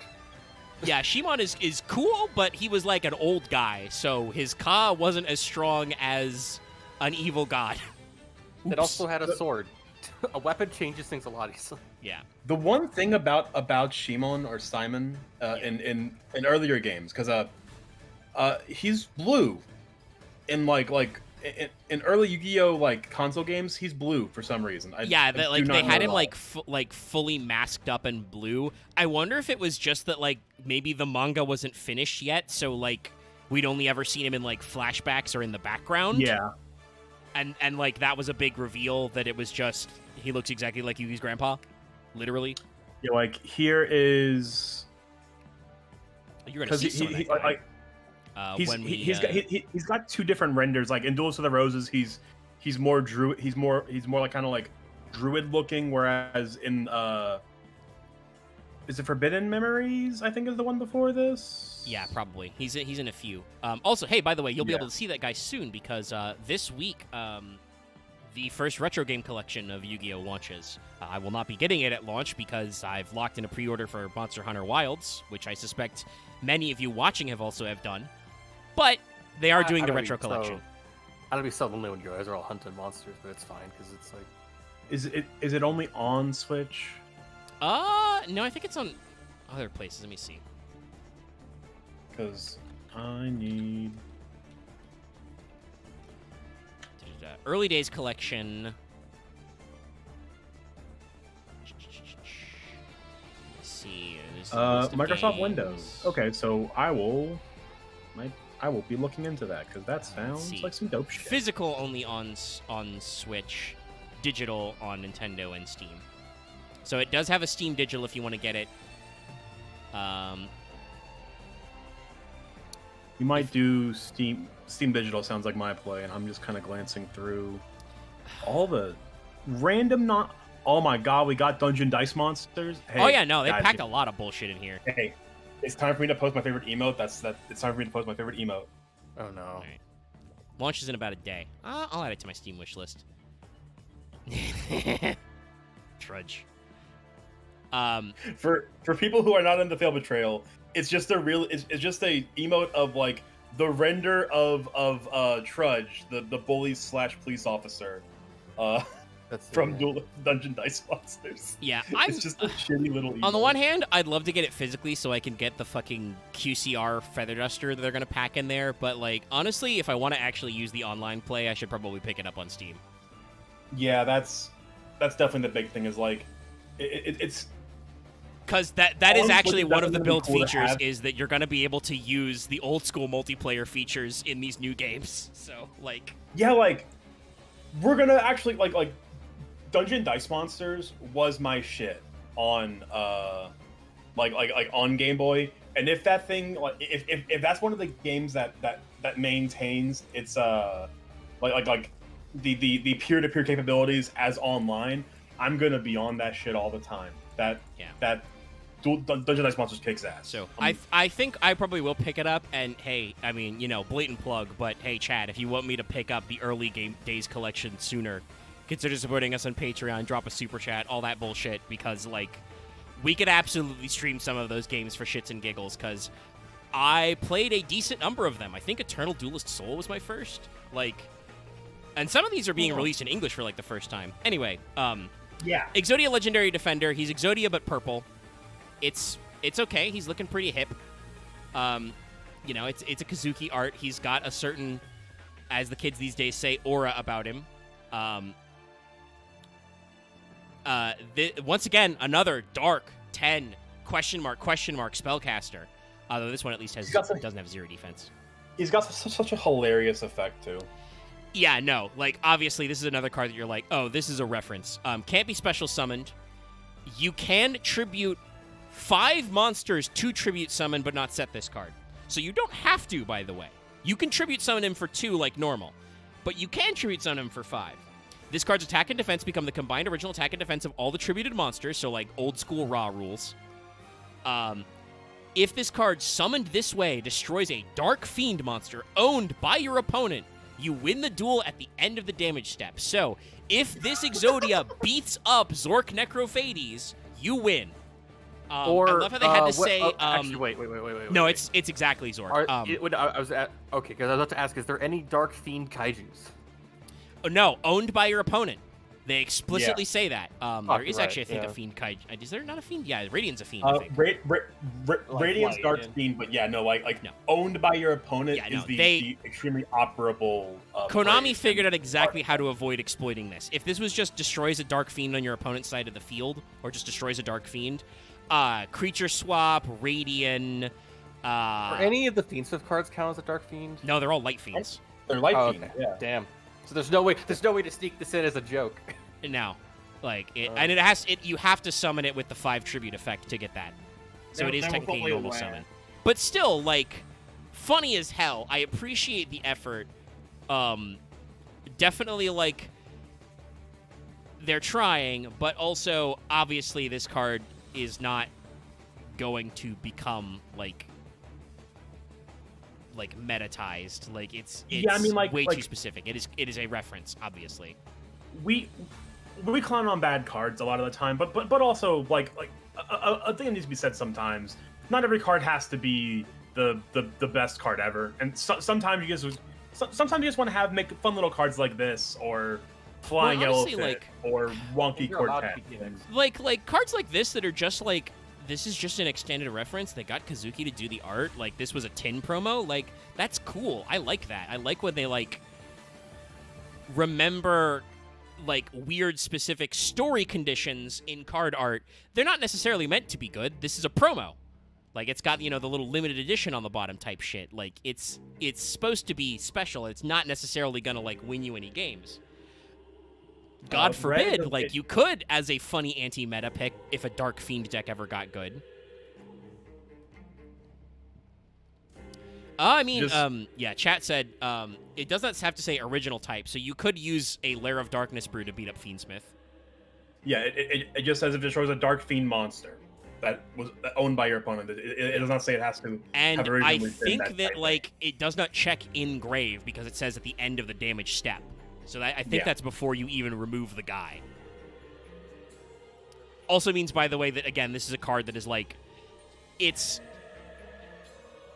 it's another condition. There's not activated effects. So and it's in damage step. So your opponent cannot stop this.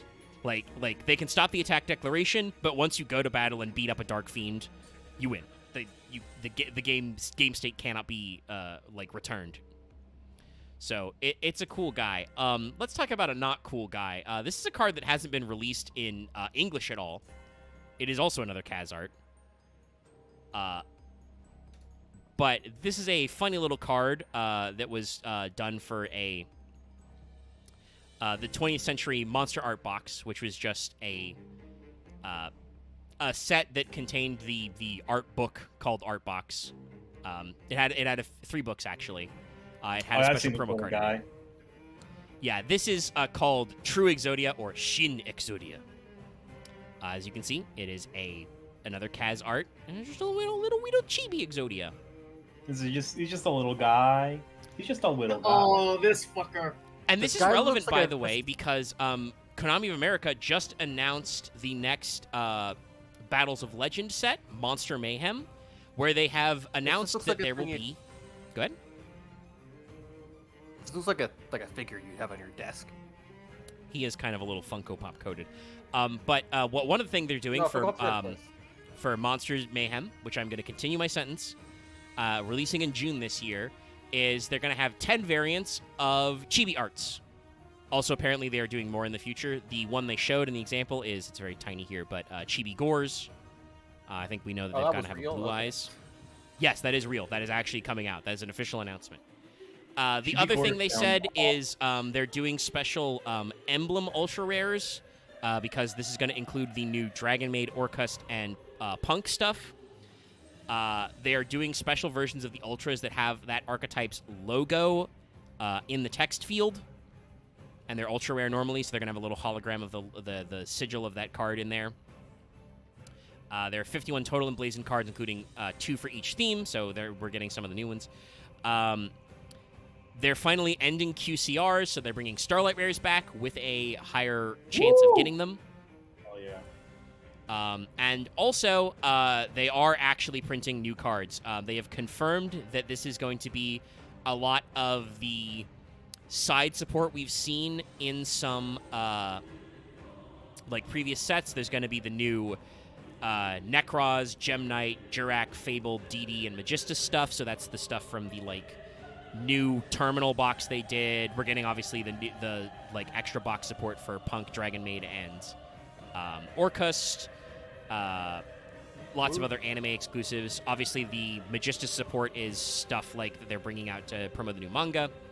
But also, reprints, including they thankfully announced we're getting a reprint of Primite Lordly Load, which is a $100 card right now. It's probably a good thing.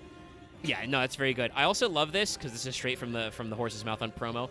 Or wanting to grab a foil upgrade, parentheses. King of Feral Imps has been most displeased by his apparent lack of sparkle, close paren. That is a real line from Konami. I can't believe we're finally getting a quarter-century rare Celtic Guardian. Oh yeah. I'm kind of surprised he's not already a QCR. But yeah, so the chibi thing is actually funnily relevant because they're doing that as a side set thing. True Exodia is a level 1 dark spellcaster with 0 attack and 0 defense. If the only cards on the field are this card you control and 4 Forbidden 1 normal monsters with different names, your opponent wins.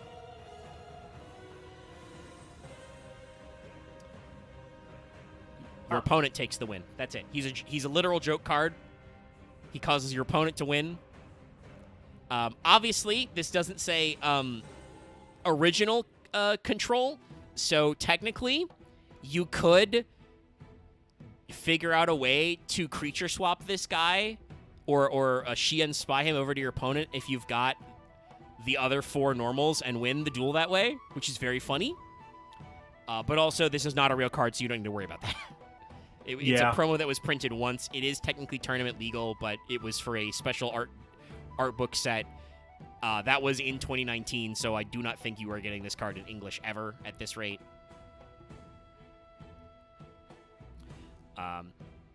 But before we actually talk about the actual proper Millennium archetype, there is a little guy who is technically a part of the archetype and is clearly inspired that way, but also was pre-Synergy because I think this guy's a world premiere.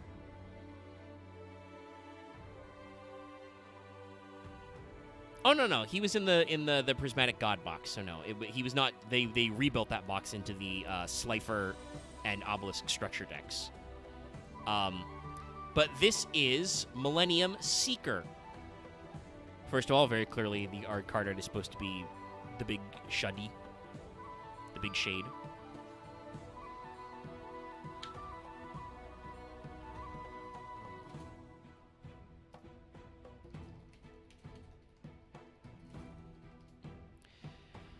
But yeah, Millennium Seeker. Which guy would- Shoddy Oh is my the god! This guy. Yeah, it's not Shoddy. I think I got his name right. Yeah. It's absolutely not that guy. It's even funny because the way his name is spelled in Japanese is he is Millennium Shika, because he's Seeker. So it's like, it's halfway to being Shoddy. You know, minor aside, can we talk about how Shoddy as a character, they've added so much lore to him, like, the further out we've gone in the series, and he just is, like, not a nothing character. He just feels like one of the... He's a facsimile of a character. He is kind of just a weird plot device guy, because, like... Yeah. Again, some of this is because the anime's pacing is super fucked up because they added tons of filler, but, like, you first see that guy at the end of Duelist Kingdom when he gets, like, Pegasus's eye back, and also technically I think he was in Pegasus's flashbacks about getting the Millennium Eye first. Like, he shows up to, like, warn everybody about stuff, and then he just fucks off because he's a ghost or something. And I don't think he fucking comes back until after Battle City. And he never really shows up again. And then randomly, Dark Side of Dimensions, we've established that, oh yeah, he just has this, like, cult of like, half-real children? Oh, yeah. He has a cult of quantum children because he has the quantum cube, which is the secret extra Millennium item that's too strong, that is quantum and cubic. Wait, why have you never heard about this? Don't ask questions. Have you, Axe, have you never actually seen Dark Side of Dimensions? No, yes. That's the actual... The plot of Dark Side of Dimensions is... Oh, that's what cubics are, okay. Is because after the Memorial Duel, Shoddy also goes away because he's a ghost. Like, he was actually, I think, alive during the ancient Egyptian times, and he's just waiting for the pharaoh to fucking show back up. So he, like, goes away. Apparently he was taking care of a legion of Egyptian orphan children, who may or may not be in a different dimension, who are very upset by this. So one of the kids steals the quantum cube, Shoddy's secret extra Millennium item that was too powerful, and unlocks the cubic monsters. And he wants to kill Yugi. Yeah. I think technically he wants to quantum attack... cube. That is just a Marvel and DC item. I mean, it's actually called Quantum Cube in all capital letters, though. Like, it's actually a quantum, it's a cube. But no, like, he wants to kill Yugi because he correctly thinks that if he takes out Yugi, Atem will have to come back. And that is technically how the duel ends, but, like, not in a way that kid gets any satisfaction. Atem just shows up, does the, like, boing sound, fucking top decks Millennium Mahad, blows up the fucking big bungulous cubic fusion and wins the game instantly, and then just goes back home to the afterlife. Fuck you. I mean, that is Mahad's effect, though. If you top deck it, just summon it, and you get to attack for double damage. It's just, it is what it does. That is its thing. And the cubic fusion is a dark. No, like, it's perfect. Like, the movie's really great, but the villain are... The reason they came up to explain how there would be a villain who could be a threat to a post-series Kaiba and Yugi is goofy. Yeah, the setup is ridiculous, but the actual movie in practice is really, really good. Yeah, I mean, especially like also the actually good retrain cards. Because like that kid almost beats Kaiba just by like assigning his giant dragon's cubic tokens, and then while on top of the Pharaoh's tomb, because Kaiba's digging that up because he really wants that salty fucking run back. Kaiba just like activates the heart of the cards, slaps the ground, and summons Obelisk, and the kid is like, you can't fucking do that. My monster's effects, like, assign tokens and negate. And Kaiba's like, no, you don't understand. This is a god. I make the rules now.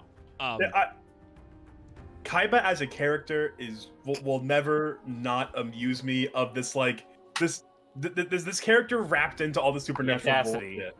Yeah, and in the dub he denies it. In the original series, he's just like, yeah, I don't care though. Like cool. Anyways, yeah. I'm Kaiba. I mean, I think that's exemplified by like the moment that in the sub when he sacrifices Obelisk to summon Blue Eyes, he's just like, yeah, I'm gonna sacrifice God. What about it? What are you gonna do, huh? Yeah, you're gonna blow yourself up. You're gonna blow yourself up. That's what you're gonna do. for the monster in my hand, I need 2 sacrifices, and then everybody does the anime double take because they're like, wait a minute, Kaiba, you only special summoned 1 monster. You're gonna tribute it Obelisk? And he's like, yeah. My pride, my soul, my blue eyes.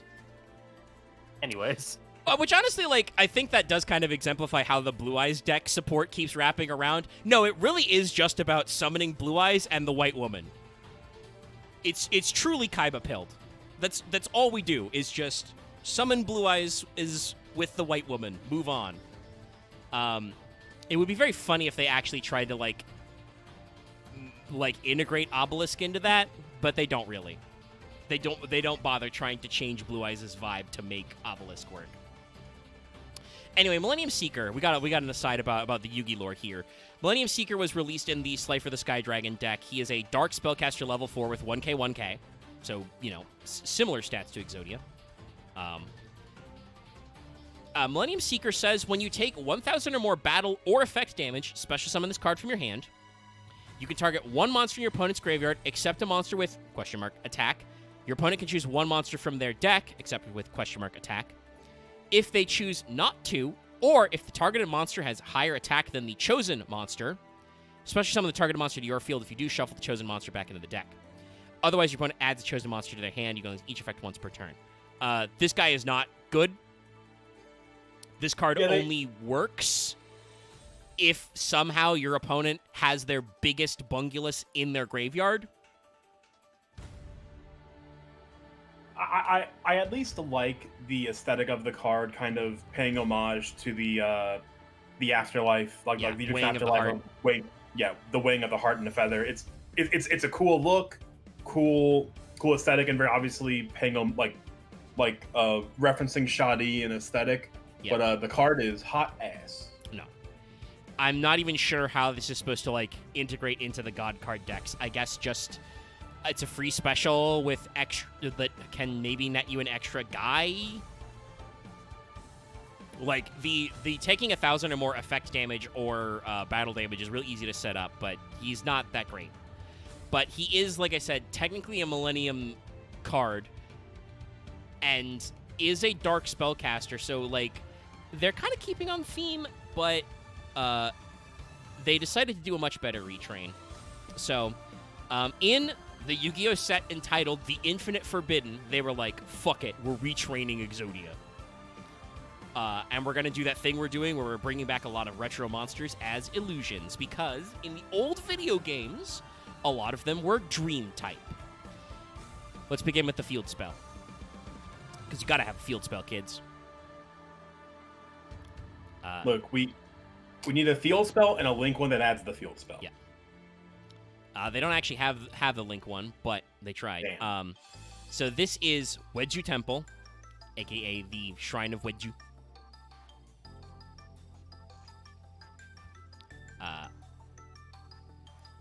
Which is a actual place in the anime and manga where you would, it's where they stored the slabs that had the monsters in them. So it's a cool little art piece, though. Yeah. Yeah. You can see the 5 big slabs of Exodia, but also Feral Imp and Beaver Warrior just peeking out. Which I guess means, by the way, that means that there was a guy in the ancient Egyptian times who was just called Louise. Because that guy wasn't Beaver Warrior originally. Anyway. Yeah, no. Something before that I feel like people always forget. His name is Luis. Not Luis the something, just Luis. Just Luis. You can also see a little Karibo slab up there. So yeah, Wedju Temple, we got a lot of the slabs where all the Ka's perched out. I can't make out the rest. I think one of them is the thing that is the sleeping thing. Let's see. The official list from the wiki is Beaver Warrior, Curse of Dragon, Feral Imp, Horn Imp, Maiden of Moonlight, Millennium Golem, Mystic Elf, Time Wizard, and Watapon. Fucking Watapon. I mean, Watapon's an old school little freak. Interestingly enough, the trivia page straight up points out that only 2 of these are Millennium cards so far. But hey, could we get? We should get Millennium Feral Imp. Millennium Waterpond. I mean, maybe Millennium Waterpond, but What like, Millennium Feral Imp do? I don't know actually, because I don't. Like I said, chat. We're gonna talk about Ankh next after Wedge Your Temple. I have serious beef with Konami's game design for this deck. They literally decided this Exodia retrain deck could do anything, and it's like in the most annoying way. The Millennium monsters are interesting, and I especially love them as retrains of retro cards. I specifically hate how the entire deck is just Ankh into Exodia Ultimate Forbidden Turbo. It's just really annoying. Because, like I said, it's the most free summon in the universe. And I had to play against this deck a lot in the last month in Master Duel, because apparently a lot of people liked the Loner deck so much that they just rebuilt it for the Fusion Synchro Festival, rather than get a new, different deck. Oh, which actually, by the way, there is a gameplay survey up right now, and I did tell them when they asked for feedback on the Synchro Fusion, I was like, I just saw all the same decks I've been seeing for 3 years. People are still playing fucking Branded, they're playing Sword Soul, and also, apparently, because they built it for the previous festival, they're playing Millennium. It wasn't fun. I've been running into the same things. It's just always heroes every single fucking day. Oh, yeah, there's also like one. I mean, they recently released Hero as a structure deck, so that's probably why. But that's also a deck that I see way too much of. And they still get to run fucking Verte and Fusion Destiny and shit. Yeah, like, and also genuinely, because it's popular. They just constant Sky Strikers because you gotta love it. Well, that Sky Striker, unfortunately, is Konami loves Sky Striker. We're never going to get them to stop loving Sky Striker because apparently it's marketable to them or for them. So, like, people are running Sky Striker because they're releasing an anime. They just added the solo mode. The special 3rd anniversary promo was like 30 extra packs, each with a guaranteed UR of the Sky Striker alt art set. So, like, yeah, no duh. People are playing Striker. 1 million years Sky Striker. But what I was going to say was that, years, like, engage. The problem is genuinely, Konami wants to sell you too many URs. They, like, I genuinely think that, like, a lot of FTP and even, like, Dolphin players can't play new decks anytime soon because Konami keeps just releasing new engines as Oops All Ultras. Fiendsmith is in, not all the way, because Lacrima's not out, but, like, they added Fiendsmith to Master Duel. It's, like, 4 or 5 ultis, then the other fusions are, like, SRs, and I think, like, the traps, which are bad, are normals. That's it. And it's, like, yeah, no shit, Konami, nobody can afford this deck, because, like, to play, like... It's like the Ultra Dust Rate's terrible. It's like, you should, I don't know...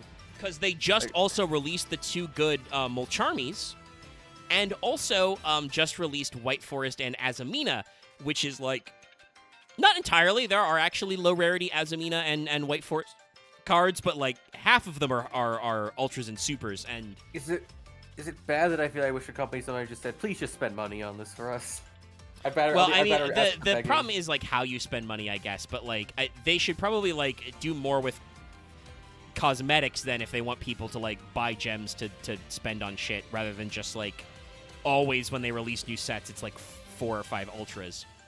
Because, like, it's just people can't play decks, so they, like, hey, guess what? You know why Sword Soul's so popular? It was a structure deck, and it's a free structure deck if you're a returning player and you use the returning player codes. It's viable.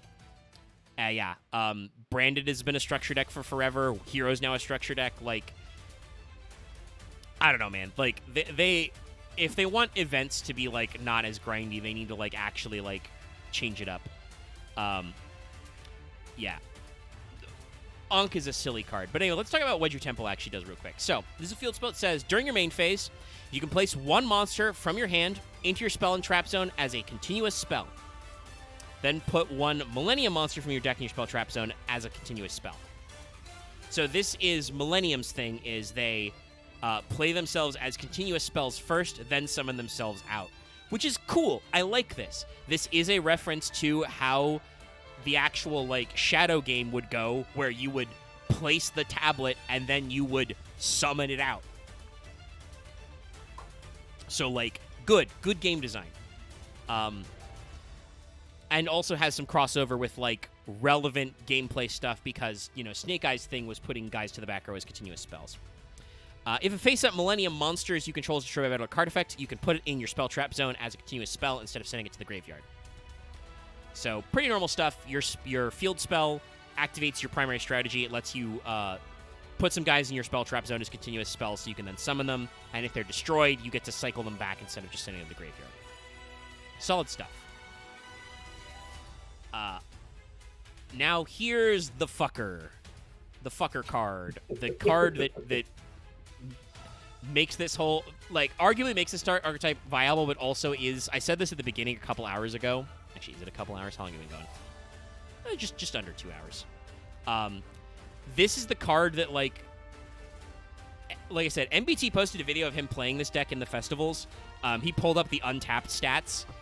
The win rate was, if you play Millennium Ankh, if it's negated, you have a 9% chance of winning, just statistically. If it is not negated, that is a 60% chance of winning.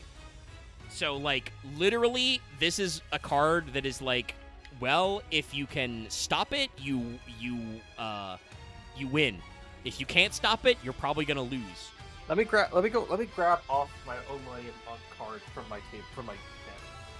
Is there such thing as a tier above a must negate? Because that's what Ankh feels like.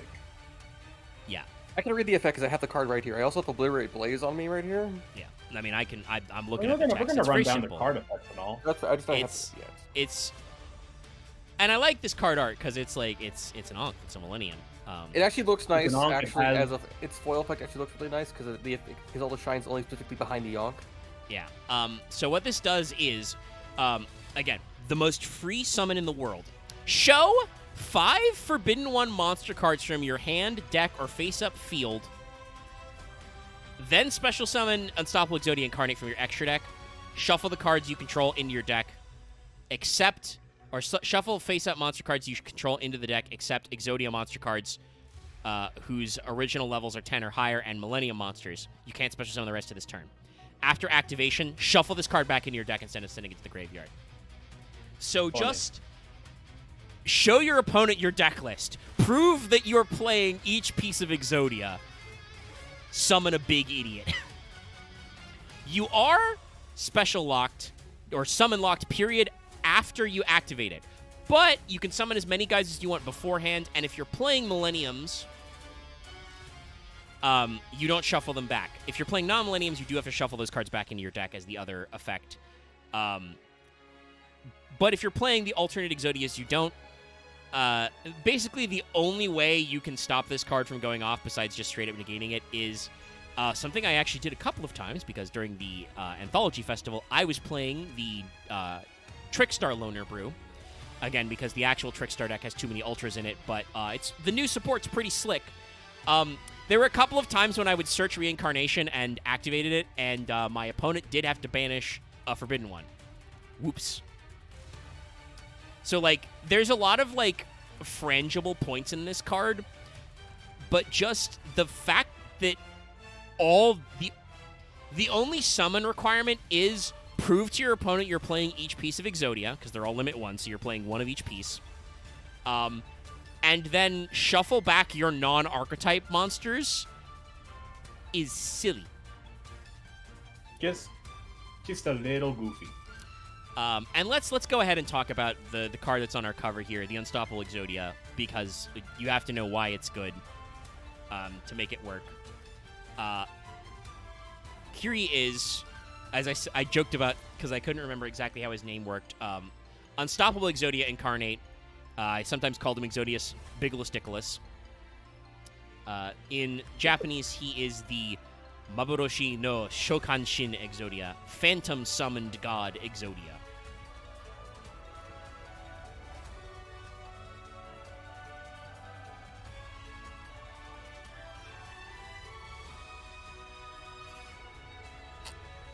So, very much the same vibe as the previous Unstoppable Exodia, or was it just Exodia Incarnate? Yeah, Exodia Incarnate, I think. Yeah. So this is Unstoppable Exodia incarnated. He's Japan got more always bling. has that. Japan always has that Oh. way to sound extra try-hard in their names.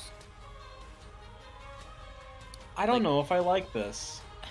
Yeah, I've been thinking about that. Seeing his card up close. His I will say, a little. He's like squatting honestly, down pretty hard.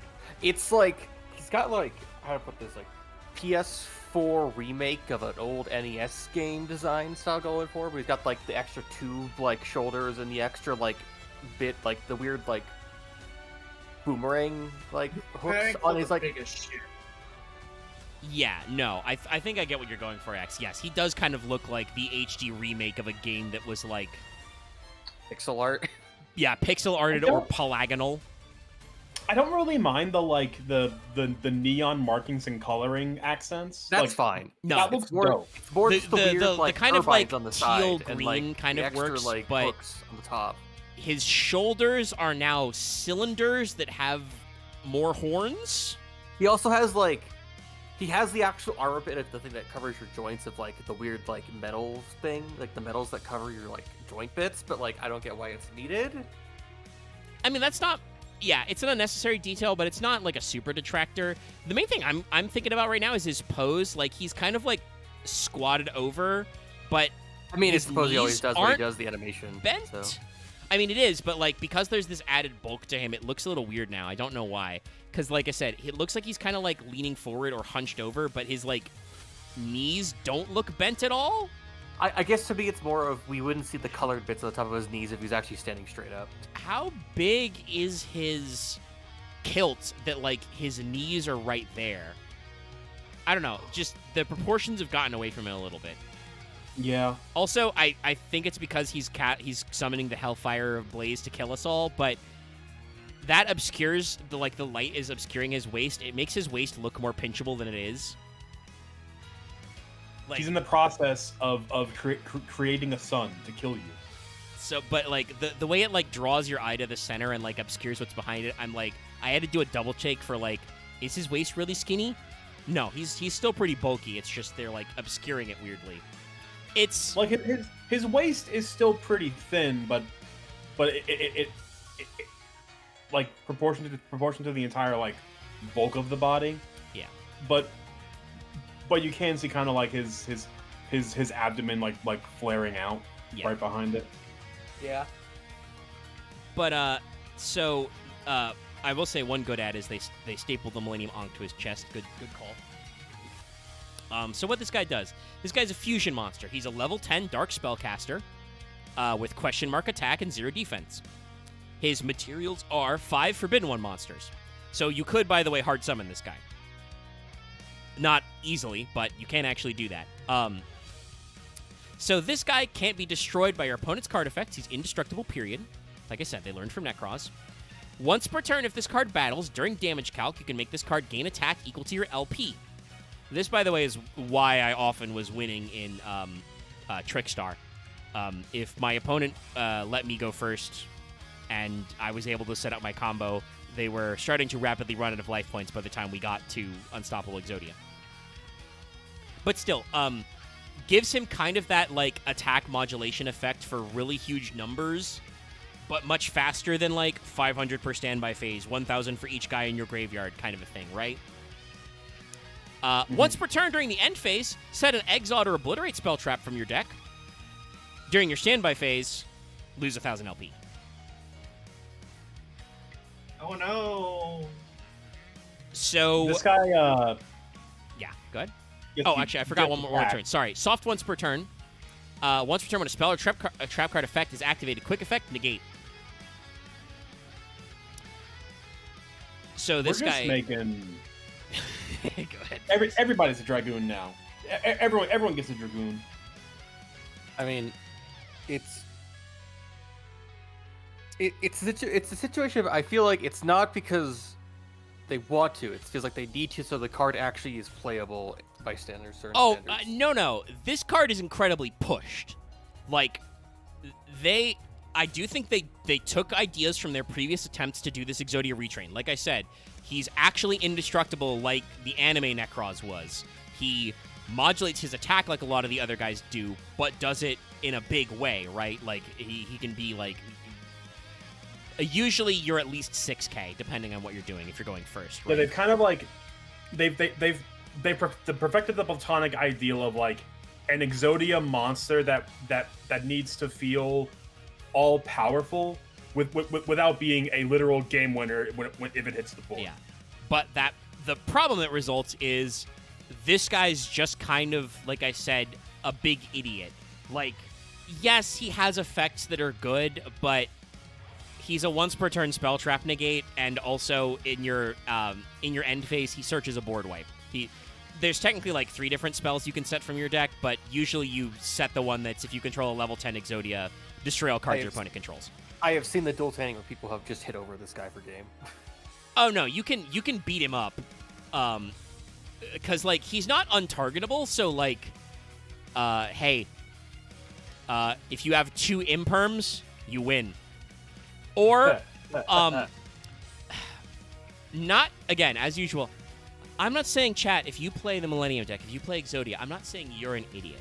What I'm saying is that Yugi boomers who saw the Loner deck in the festival and were like, Exodia, Bat Chest, they don't know how to play Yu-Gi-Oh! Good. They immediately tunnel visioned on having 1 negate.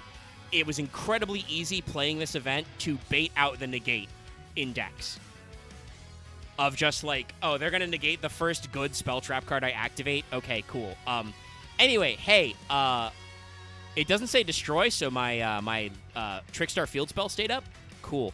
Anyway, I'm going to search Blue Tears now, which is a spell card that negates your monster's effects. Oops. So, like, it's a card that is, like, it's not competitive, right?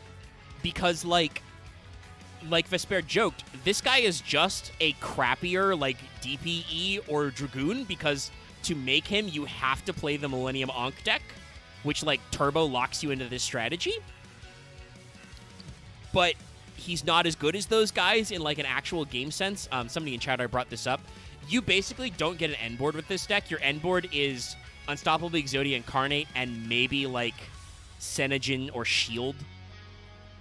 Maybe Moon Maiden in your back row, like, to set up a summon. Unless, as someone has shown me with dual tanning, if you play other towers, they don't get affected by Ankh. True. Yeah. You Other your unaffected deck, guys so can't your be cards shuffled of back. other unaffected assholes. Yeah. But then you should just play better towers monsters, probably. That's fair. Let's play actual towers. So like there's probably better decks. So like he's not gonna be competitive in this format yet. And obviously we'll talk about the Millennium cards. Some of those are very good. But he's just annoying enough to make this a rogue deck that, like, you're going to be seeing forever. And, like, I think a lot of people who played the event and I saw online, like, immediately also saw this guy and just went, oh, we're tired of this. I think even MBT joked about that in his video. He was like, I know you're all tired of seeing this guy already. Yeah, he's one of those cards that like I said, heavily pushed. They've done a lot to give this guy some sauce to him. And while I think they did a decent job of making it hard to just easily splash this guy into a deck and go, oh, I guess I have another boss monster now.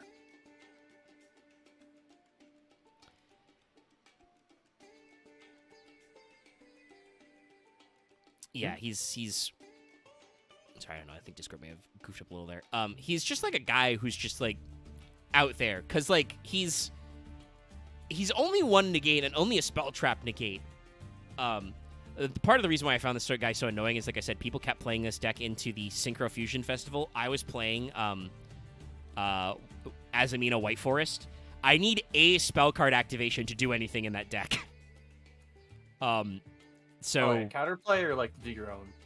No, I mean to do any, like, the whole deck is based around like discard, send spell traps, get White Forests, recover spell traps to activate them. So like if I don't have the ability to activate one of my spell trap starters, the deck can easily dead end. Because you just have a bunch of little ladies. And also, obviously, the Azamina half is all fusion monsters, so you, again, kind of need spells to get those. They do have a monster that does it, Elzet Azamina of White Forest's effect. The bridge monster's effect is to fusion summon during your main phase. But that means that you got to actually have the fusion materials, which we're going to talk about. We'll get to Diabellstar lore probably sometime this year, maybe in the next couple of months. So the way the Azamina cards work is they're like fusions that are like, light spellcaster, which by the way means regular Diabellstar doesn't count. You have to use the White Forest guys. Illusions, which is the other half of White Forest. Level 6 or higher fiends. And now be asking yourself, what the fuck is the fiend archetype in the Azamina lore? It's just goblin bikers, except that there's no earthly ways you're playing goblin bikers, which are an Xyz 3 and 6 axis in your fusion synchro deck. You're just not going to do that. So actually, it's Fiendsmith. Like, I feel like they wrote this knowing you were going to splash Fiendsmith in there, but it's hard to hard fusion summon them because you can't play the Fiendsmith engine in the Synchro Fusion Festival because half of that relies on links. Look, but it's really funny if you use the goblins though. It's really funny if you big gabonga it up. I would love to try and make that work, but I feel like the extra deck space is you go wild. too skinny. I do agree though. They brought this up. They did at least ban Secret Village in Master Duel because that is he's a spellcaster, so you could easily Mystic Mine your opponent out, which is annoying. But yeah, this is just a big guy. He's outable, but not too outable. And like I said, the Exod and Obliterate cards, which are lower in my list, but let's go ahead and pull them up because they're pretty critical to this. Just set from deck is just sets up the annoying move. The card arts on these is also funny. So first we've got Exod Fires of Rage.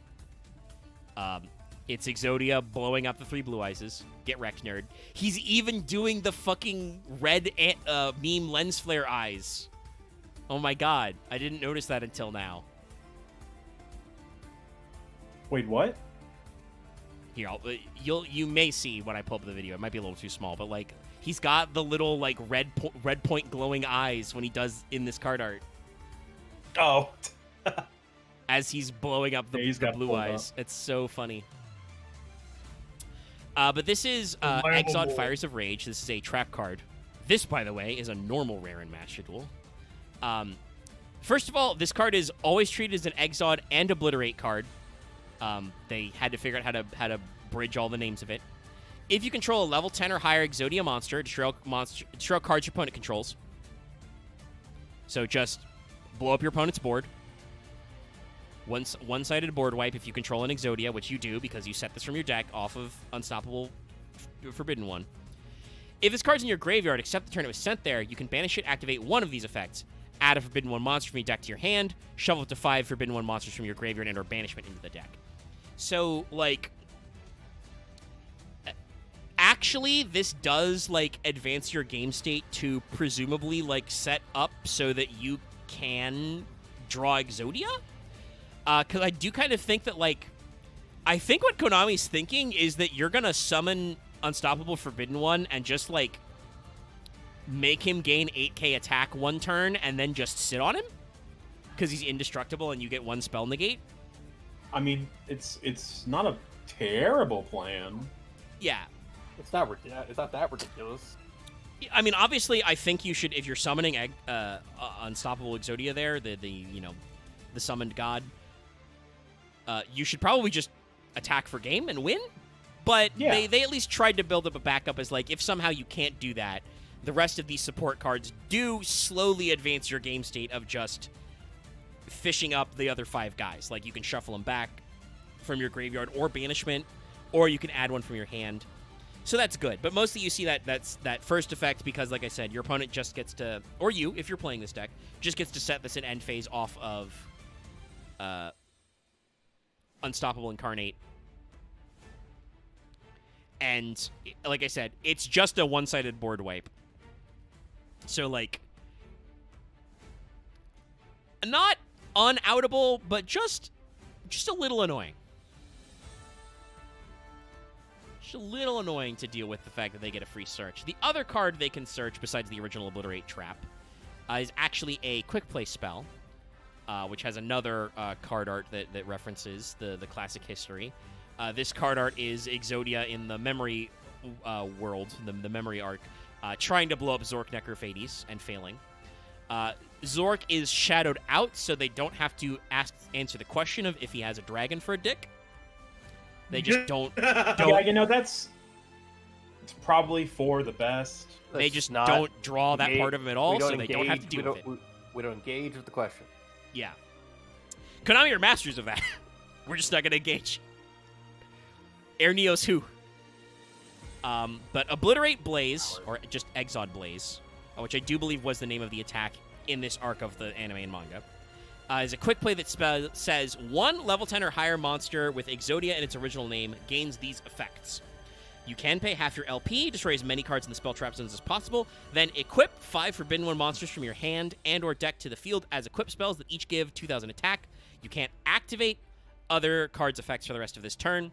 So basically turns any of your Exodias into an OTK monster, because if they each gain 2k attack, that's 10k. Or if this card attacks a defense position monster, inflict piercing damage. Funny. So yeah, there's a reason why this is the one you don't set as often off of Unstoppable Incarnate, but it is funny, it's cute. They're trying. So let's actually talk about then the Millennium archetype that is setting this up, that searches Ankh and Wedju Temple and has an interesting relationship between spellcasters and illusions and stuff. Yes, so many of the cards in this archetype are just random little guys that are like either ancient vanillas or had like some extremely loose connection to the Exodia shit. I'm trying to think about like what is now by like another type type version 2 we could have. So this is the new guy? I guess there is stuff. It's like, what would Warrior 2 be, I guess? I think there is actually a Warrior 2 type thing in Rush. I don't remember what they called it. Magical Knight, I guess? So you do Magic Warrior? Just bridge spellcasters and warriors entirely? Yeah, I guess there would be certain cards that would get that.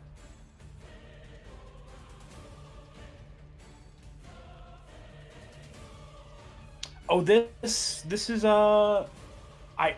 based off Fiend Reflection #1. Sorry, I'm having a hard time getting his card art because I could immediately picture the card in my head, the like yellow bird with the goopy ghost coming out of the mirror or something, right? There's just some light. The #2 has the goopy ghost effect though, but obviously this one's green, so it's very clearly #1. Oh, did I? Oh yeah, I was thinking of 2. I've never seen 1 actually. I think. Oh wow. So here's the funny thing. I'm pretty sure #1 has never been printed in English. We just know that it would be called Fiend Reflection #1 because they printed a #2, who did get printed in Legend of Blue Eyes White Dragon. So this is a case of where they didn't have to mark that monster as #2. They just did. But they just did it anyway. Fiend Reflection #2, by the way, is a really weird card. He's a light winged beast with the name is just in Japanese Mirage. It does look like he's been in a lot of games, so it could have been that he was called Fiend Reflection 1 because he was in Duels of the Roses and all. So yeah, that's probably it. Yeah, because a big thing with a lot of these cards is, while they may not have ever been printed in the TCG, they were probably in some random obscure Game Boy game that we're going to be getting. Everyone's going to be able to get their hands on in a few days. Yeah. So yeah. This guy had a really weird name in the OCG, which is Absoluter. Absoluta. So in the OCG, the new form is just Millennium Absoluter. Fiend Reflection of the Millennium, I think, actually sounds cooler. The original Fiend Reflection pictured here is a Wind Winged Beast, level 4 with 1300 attack and 1400 defense. So for a card that was in Volume 4 as a common, it's better than Feral Imp. pretty good. Pretty solid stats for Volume 4. I do dig changing the third eye to the Millennium Eye. Yeah. I guess technically we can't say for certain if he doesn't have the orange highlights, but the orange highlights definitely make him feel less 1999. Yeah. They pimped out his mirror a little. It looks a lot more Egyptian now. Yeah. But I love the fucking, like, they have the light behind him as well, so he's got, like, the shadow below him. Like, really cool effects. But they kind of kept the just nebulous blue space he's in. I don't mind it though, because like with nebulous blue space, like they did just grab the hieroglyph wingding font and just threw some stuff on the background. I'm sure it says stuff. The original flavor text for Fiend Reflection number 1, or Absoluter, is this monster can draw its enemies into a mirror world, which renders them helpless.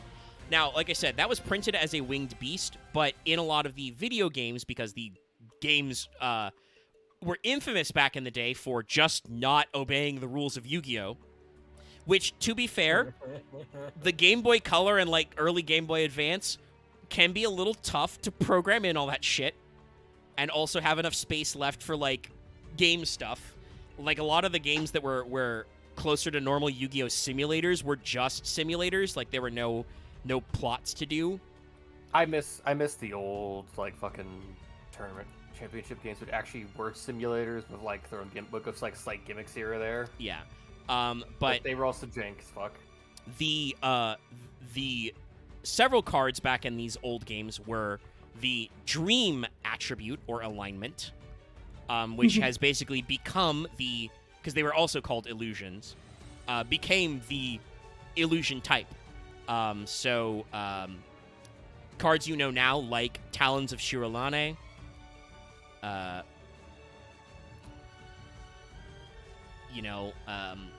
other guys out there were that way as well. Like I said, in the OCG, Fiend Reflection number 1 was a winged beast, but in the games, it was sometimes a illusion type. So, Fiend Reflection of the Millennium is a level 4 wind illusion. Works out. And like a lot of the classic video game illusion retrains, it has the first line of effect text, which is, if this card battles a monster, neither can be destroyed by that battle. So it has the illusion wall effect. Again, this is another thing where I feel conflicted. I don't like the Millennium Ankh Big Idiot Turbo. I love illusion retrains. I played Chimera quite a bit in Master Duel. And kind of like the illusion soup deck, include, Millennium... Chimera Fusion, so on. Yeah, Chimera Fusion include, Millennium Illusionist, or Nightmare Magician, Nightmare Apprentice stuff. Like, that's neat. The Millennium deck as kind of a further of that is also neat. It does have the same stats, by the way. It's level 4, 1300, 1400. You can use each of the following effects once per turn. If this card's in your hand, you can place it in your spell trap zone as a continuous spell. If your opponent activates a card or effect while this is a continuous spell, except during the damage step, you can special summon this card, then gain LP equal to half the attack of one monster on the field. So, a time card,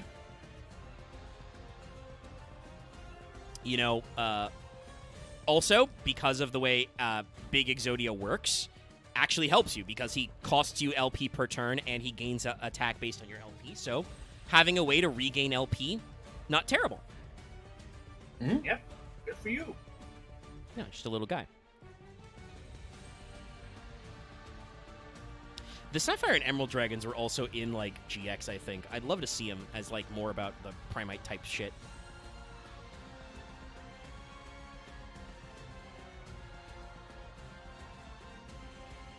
It is one of those... It is one of those weird little bits of all these random little cards that I'll never really understand the upper deck mindset of well, we can't like I guess just laziness in the sense of like, well, we have these two cards look alike. Come up with one name and name them the same, and just 1 and 2, so we don't have to like come up with more names. It comes from probably just that era of like card games weren't as big. Also, probably I just wonder what the higher ups bottom line or like the company rules were like, because it's probably a mix of stuff that we'll just never learn unless we actually got their fucking like actual terms for it. The thing is though is like, I mean, I can't imagine the opportunity cost of translating one extra card is that expensive for Upper Deck. Well, to be especially like, because we gotta the thing about these on cards is most of them had English names. Like Fiend Reflection number 2's name was just Mirage. You could have just called it Mirage. Well, no. See, the thing was Upper Deck. Oh, I know. Had this weird panache for if a card had an English name and Japanese, it had to have a Japanese name. But they didn't even do that for Fiend Reflection, right? He's Fiend Reflection. So they were like doubly lazy. Yeah, because like a big one is Sangan was Critter. Like Sangan is just 3 eyes. I believe it's just Critter in the OCG, Yeah. and it's just weird nonsense.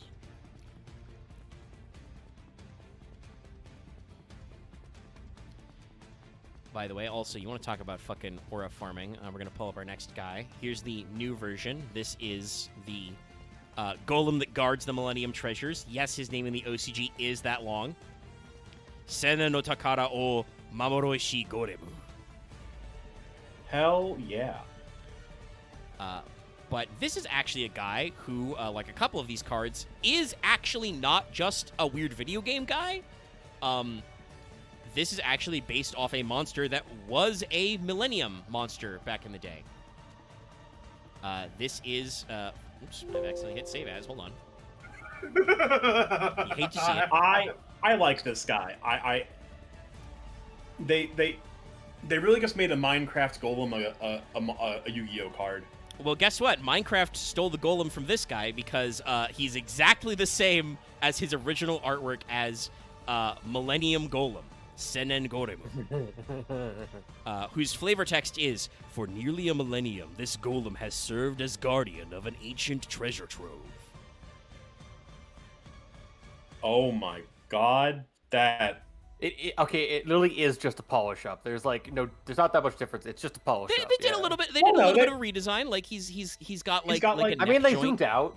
He's got like back plates. He's got a like. This guy can transform into like some kind of object now. He's got a like stone shirt collar. Yeah. Oh no, this is definitely those like Zona golem things from like Tears of the Kingdom that are just all cubes. Like this guy's gonna like turn into a pile of cubes or like turn into a road roller and crush me. The original art has just way too much of a odd menace to it. Yeah, he's like backlit. You've got a down angle. He's doing the fucking "I'm going to get you" hands. I don't know why he's doing that. He's a guardian. Yeah. Why is he giving me the spooky hands? Whereas the new version is like he's doing a fucking Iron Man or Solid Snake 3-point landing. He's T-bowing is what he's doing. If anyone remembers that. He's getting ready to spike the Millennium Football. he's gonna get unsportsmanlike conduct for like over enthusiastic celebration or whatever the call is. I don't watch football. So the original version of this guy, because they do a wonderful job of keeping the stats the same. The Millennium Golem is a normal monster. He's an Earth Rock, level 6, 2k attack, 2200 defense. Again, for a 6 back in the day, this was what? Well, this was a Tournament Pack 7 card. Interesting. Shit, that guy hasn't had... That poor Vanilla hasn't had a reprint. Konami. You should reprint that guy. Give him a fucking QCR reprint. The shiniest ass Millennium Golem. And like I said, I already read his flavor text. So Golem that guards Millennium Treasures is a level 6 Earth Rock that has 2k attack and 2200 defense. And this is the card that was mentioned earlier that just stops your opponent from negating Millennium Ankh. The activation of your Millennium Ankh can't be negated. This guy sits on the board, and if you even threaten to drop an Ash Blossom on the field, he kills you. Yeah. You can only use each of the following effects of Golem once per turn. If this card's in your hand, you can put it in your spell trap zone as a continuous spell. While it's a continuous spell, you can pay 2k or reveal a Millennium Ankh. Special summon, add a Wedju Temple. So this guy is your field spell searcher. This is also a recurring theme to these cards, which I like, which is, again, reflecting kind of the shadow game nature of it, is you either need a Millennium item, you need to have the fucking Ankh in your hand, or you pay 2k life points. You give up part of your life force, your Ka. So, like, again, cool theming, and Fiend Reflection is like a cute card. He's like a way to get extra bodies on board, because he's indestructible, obviously, as an illusion. Golem is a critical piece of your infrastructure because he protects the one card you need to not be negated, and also his summon effect is add your field spell. Which, again, the field spell's not as critically important to this deck, but it does kind of keep your resources alive by letting you put your destroyed Millennium guys in your back row. Again, to, like, reset them, and also just lets you fetch extra guys from deck. Because it's one from hand, one from deck in your spell trap zone. So, like, just a solid guy. And honestly, I've seen this guy summoned a decent amount of times in attack and defense. 2k, 2200, not nothing, right? Most normal summons can't beat that. Yeah, it's a freaking thing with cards like this where they fall into that mid-range stats, and these guys can be tanks to get over with a normal summon. Yeah, like, honestly, that is one advantage of the Millennium archetype, is a lot of their monsters are pretty big. Speaking of which, we're going back to the OG big. This is a card that a lot of people were like, oh, Blue Eyes support. No, you gotta wait for the structure deck. Because this is definitely not a... They figured out a great way to make a Blue Eyes card that's not a Blue Eyes card. This is Heart of the Blue Eyes. Or Blue Eyes Dragon in the Heart. This has the parenthetical that it's always treated as a Millennium card. So, in case you couldn't tell... I need to say this. More cards should just have parentheticals. Yeah. I think we talked about that last week or a couple weeks ago, and I'm just like, no, actually, I love parentheticals. I mean, that's how a lot of the White Forest Azamina Sinful Spoils, like, triangle works. Like, a lot of those cards just say they count as one of the other archetypes. Like, the only parenthetical that sucks is this card always counts as X card. Like, that's the only parenthetical that sucks because of how deck building works. Yeah, it affects deck building, which I feel It's like not doing that they for a obviously reason. I feel like they obviously like had to have had an idea of that being the thing, because like the idea is like the Harpy Ladies, what I think was the first existence of that, whereas you just play 1/1, 1/2, and 1/3, so you have the 3 trio. But in reality, there's one good one, there's one good one, one bad one, and one okay one. So you're probably gonna play 3 of the good one. Yeah. But so Heart here is meant to represent the fact that, once again, to kind of remind everybody how Exodia got introduced, Yugi's grandpa, Solomon Oto, was the owner of the 4th Blue Eyes. Yeah, I think someone said above in chat that all of the cards, like all these random cards were just cards that were like in Solomon's deck, I believe. Yeah, a decent number of these were cards that were in Solomon's deck or shown with his memory world form, Shimon, as well. Yeah. Yeah, so like this is meant to be like, so this is what it actually was meant to be if we actually like understood power level at the time. Yeah, we're unifying Grandpa's deck around a strat. And they did reveal, like, way later that there was, like, a complicated backstory with that Blue Eyes. Like, there was the whole thing where, Rebecca Hawkins came back and was like, your grandpa stole my grandpa's Blue Eyes.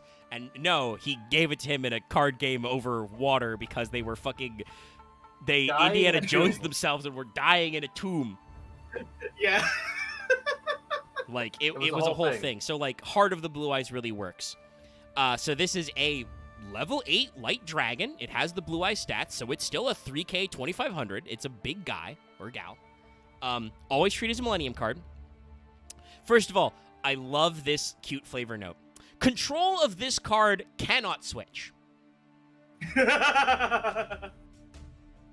This card cannot switch control. Just not allowed. You can discard this card, add an Ankh from your deck to your hand. The Gleader's not allowed. So just this discard this card to search Ankh. You can only use this effect once per turn. If this card's in your graveyard and you have successfully activated Millennium Ankh this duel, your opponent normal or special summons a monster that's level 8 or higher or has 3k or more attack, send that monster to the graveyard, special summon this card. You can only use this effect once per duel. God, that sucks, though. Like, this card is truly, I think, is the heart of the deck. Discard to search Ankh, and then just, if you activate Ankh, you have the ability to just delete one of your opponent's big monsters on summon, send it to graveyard, and summon a 3k beater back. Oof.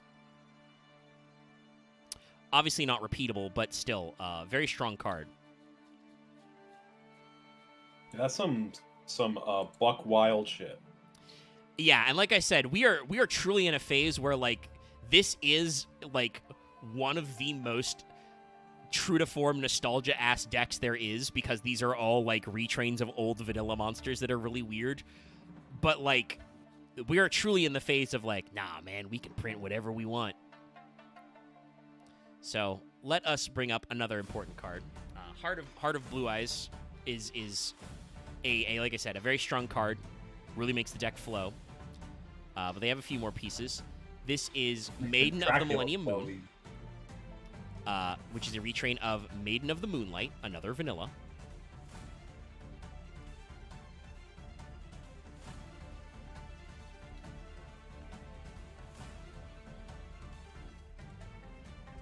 Let's go. He's got some, like, Gallery. what was there for again? Like, what was the name of, like, that specific, like the cow goddess? Ashtor? Hathor? Yeah, she's got half her vibes going. Like the horn. Yeah, she's got the horn in the crown. Here's the original. This is the uncensored Japanese art because they redrew her dress in America to be more baggy and less clingy. We can never show skin. Which, to be fair, I mean, I admit the Japanese Open version boob. of her, she's clearly not wearing a bra, and the dress is very clingy. But it's a really weird censorship because they just redrew it to look baggier. I mean, it could be like a light Anzu reference. I'm not really sure. Red, I mean, it has the same hair, but aside from that, it's not like it's. I mean, Hester always also had like. Well, so I don't remember. Let me check. Maiden in Moonlight.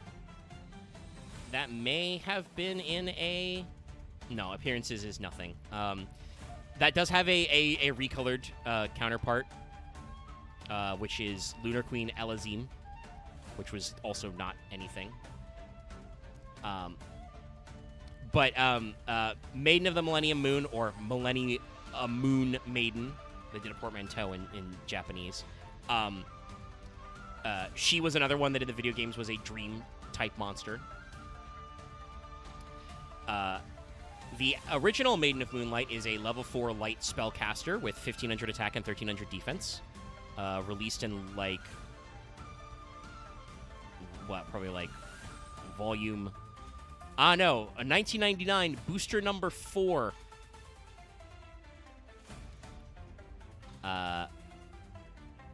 Same set as Axe Raider and, like, Giant Red Sea Snake, so, like, a little power crept. I do like the original look is kind of like it's fine. Like it's old school Yu-Gi-Oh art. Yeah. Nothing really like impressive, but also nothing really that's like turns like puts me off by it. Yeah. And the new retrain just feels more polished, like the new Konami style. Yeah. Of sorts, Yeah. and the extra like royal purples and golds just give it a nice, better little look and trim to it. Yeah, they gave her some extra Egypt vibes to, like, go with, you know, the crown headpiece, the neck piece, you know, more of her jewelry and stuff, which is good. The glow up. Yeah, they did do a glow up. You know, she's got a more like modern anime girl face, but it's not as zoomed in, so it doesn't matter as much. But they kept a lot of her original vibes. Like, she's got, roughly the same length of hair, same color scheme at the base. Still got the weird moon thing. But she's, like, a little better proportioned out. Also, I mean, the joke thing is just, now she's showing feet. I think they still could have made, like, her skin, like, I guess, like, the slight off blue, like, the pale off blue it is. I mean, it's not, though. Her skin is white in both of these. Yeah. Or, I'm sorry, I'm wording wrong. There is a off blue tint on the original art. I mean, yes, but I think that's just because they're trying to figure out a way to draw her having a white dress without using F00 or all. Yeah, Fs. it's like her skin is very clearly pale. Like they're not trying to go for a non a non white coloring. It's just the nature of this artwork has so much white on it. We can't just keep adding more white. They did try and keep some of the cooler color tones by making her color like purple. Yeah. Because and the background's got that too. They kind of keep a lot of the same vibes. And they add the like dark colored to her robes to make her more night-like. But yeah, it's a solid one. Millennium Moon Maiden is a light illusion, level 4, 1500 attack, 1300 defense. If this card battles, neither monster can be destroyed by the battle. You can use each of the effects once per turn. If it's in your hand, you can put it in your spell trap zone as a continuous spell. If your opponent activates a card or effect while it's a continuous spell, except during the damage step, you can special summon it. If you do for the rest of this turn, your opponent can't target level 5 or higher illusions or spellcasters you control with card effects. So obviously protecting your big Exodia, but also some of your other large monstery dues.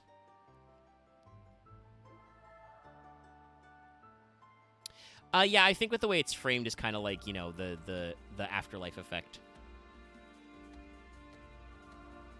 But yeah, it's just, this is just a case of, I think they added the Millennium Moon Maiden because of looking for more cards to add on, and this was another, like, card that was an illusion in some of the old video games, basically. Which, again, they kind of keep doing off and on. But now it's a little bit of a time for the big Chungus. This is the one that I think was, like, a very funny, was a bit of a hyped up retrain. This is one of the first cards they showed. Because it's, and I love the way they phrase this. So this is Sengen Jin wakes from a millennium. Oh, yeah. I like that one, yeah. Sengen Jin is the silliest one of the bunch. And then let me pull up his old school art, because this guy, the classic, is the old school of Yu-Gi-Oh! Arts. Look at this guy. Yeah. They kind of kept his weird off-green color background. This is another case of the upper deckening. Upper deckening. Sengen Jin, his name should be Senen Genjin, Millennium Primitive Man, basically calling him a caveman. He's a man from 1,000 years ago.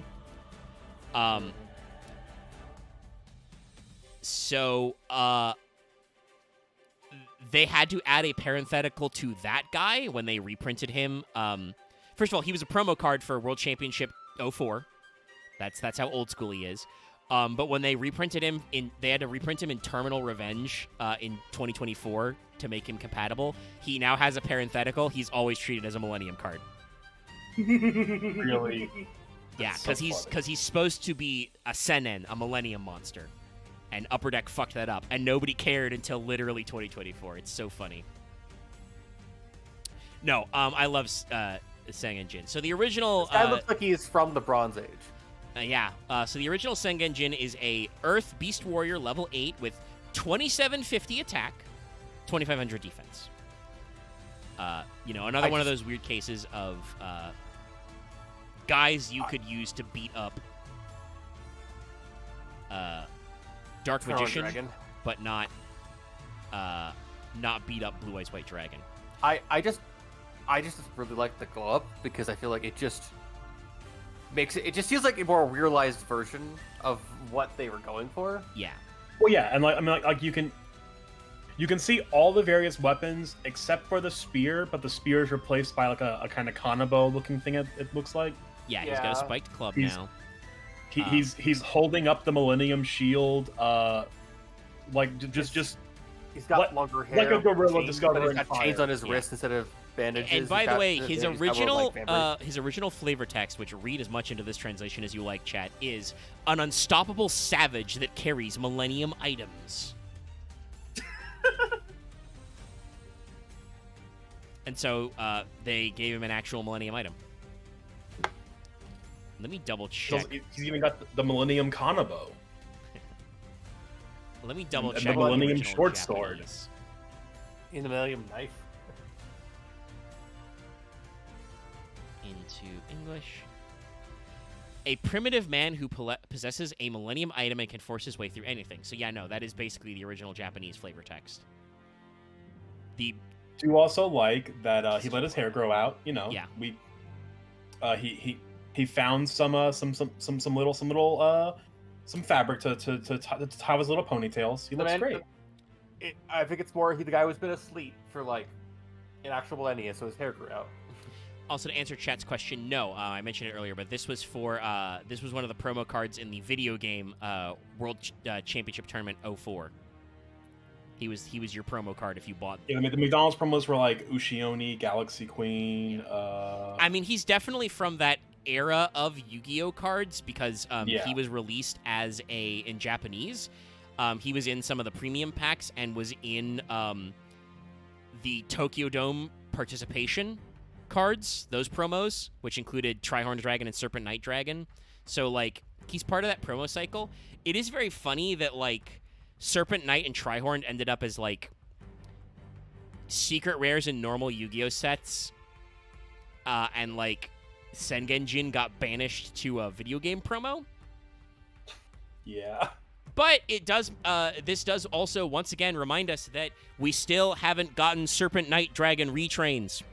They fucking retrained Seiryu. They've retrained Trihorn Dragon. They've retrained Sengenjin. Where is the evil Knight Dragon? That guy was actually in the fucking anime. So he's back. He's bigger than ever, Sengenjin. So he is still a level 8 Beast Warrior Earth with 2750 attack and 2500 defense. He is indestructible. Can't be destroyed by monster effects. You can use following effects once per turn. Hey, guess what? The first effect is you can place him in your spell trap zone as a continuous spell. Well, as a continuous spell, you can either pay 2k or reveal an Ankh, special summon him, then you add a Millennium monster from your deck to your hand. So he is a searcher and also is just a big guy. Again, this deck actually has some very large lads. 2750 is nothing to sneeze at, and he can't be destroyed by monster effects, so you're kind of challenging your opponent to either be playing spell traps to remove him or to make an even bigger guy. Keeping in mind, like I said, you're also summoning him out because he's a searcher. So, pretty great. And then, out of the original batch, our last Millennium card, which also has an old school counterpart. This is another one that I just love that they did. So the card name of the retrain is Shield of the Millennium Dynasty, Senen Ocho no Tate. But obviously, in case you can't tell, this is a retrain of the old school Millennium Shield, which was a McDonald's promo card. Yeah, that one was one of the OGs. Yeah. Who also, for some ungodly reason, has multiple arts as well. Huh? Yeah. So I'll pull up both if I can. Here's the more commonly seen art. This is the one in Master Duel. Fuck. It sounded like you were upset as it slapped something. No, my glasses fell. And then the... other card art, which you may have seen, is this one. I'm immediately liking the refurbished shield of like the scarab design and like all the I'm not sure what to call it. It was just like an Egyptian style of these flared wing bits. Yeah, I think it's a feather motif. Yeah, it's more like feather motif. Oh yeah, it's like chorus feathers kind of thing. And also the third art, which you can barely see the way I've arranged these things. Let me actually, can I shrink this down like 75%? Make it fit a little better. 75 might even be a little... Nah, that's good. That's good framing. This third art also gets referenced. Not only is that the same pose that the Millennium version has, but also, guess what? This got a Rush dual retrain, too. Why wouldn't it? They released this guy as a vanilla in Rush with slightly redrawn card art. Where he is, by the way, Millennium Shield is a legend, so that's very funny. Do you want to play Graceful Charity as your legend card, or Millennium Shield? Yeah, do you want to play Pot of Greed? Huh? You want to draw two? Actually, ironically, Pot of Greed's not actually that great. Well, no, you're drawing a shitload every turn, but it's funny. The That's actual the, legend card that I think they may have even had to restrict was regular-ass Mirror Force was a legend card. Or is a legend card, I should say. I mean, it is an iconic card manga, but like you're comparing, or Zed, you're comparing it to every other legend card that's like Pot of Greed, Graceful Charity, I guess like. I mean, like calling it a legend retrain is it obviously could be, but also they didn't need to bother because it is still just a 3K vanilla. Card destruction's pretty good in Rush actually. It would be. Well, pitch and draw, yeah. Anyway, so the Millennium Shield is the flavor text. By the way, this is a warrior, chat. The shield is a warrior. Yeah, it's for war. Earth warrior. We're all to see a shield. Level 5, 0 attack, 3K defense. One of our old school level 5 3K defenders. The other one that you're always worried about them tribute setting is the old school Labyrinth Wall. I remember there was a few times as well during Prog series. You guys were like, "Tribute set, what the fuck is Loft doing?" Apparently, there's a legend slot for Monster Spell and Trap now. That's interesting. Okay, well that's good because they added more of them. So I could see you playing this as your legend monster if you've got the right deck. It's funny. Yeah. But the flavor text on this is a famous shield said to belong to an ancient Egyptian pharaoh. Legends tell of its power to block any strong attack, which honestly, for old school flavor text, a 3K defender for 1 tribute? That's not crazy. That's not wrong. That blocks anything because I don't think things didn't have to go beyond 3 other attack unless you equipped it on a monster for like a while. You might just be misremembering Big Shield Gardena art because I don't recall Millennium Shield ever having a guy involved with the artwork. No, he never actually was there. But the Big Shield Gardena shield looked a lot like this. Yeah. And also, ironically, there is obviously the spell card Shield Crush, which is just target a defense monster and destroy it. Of course, the shit has in the sold line. Thanks for letting me know, Red.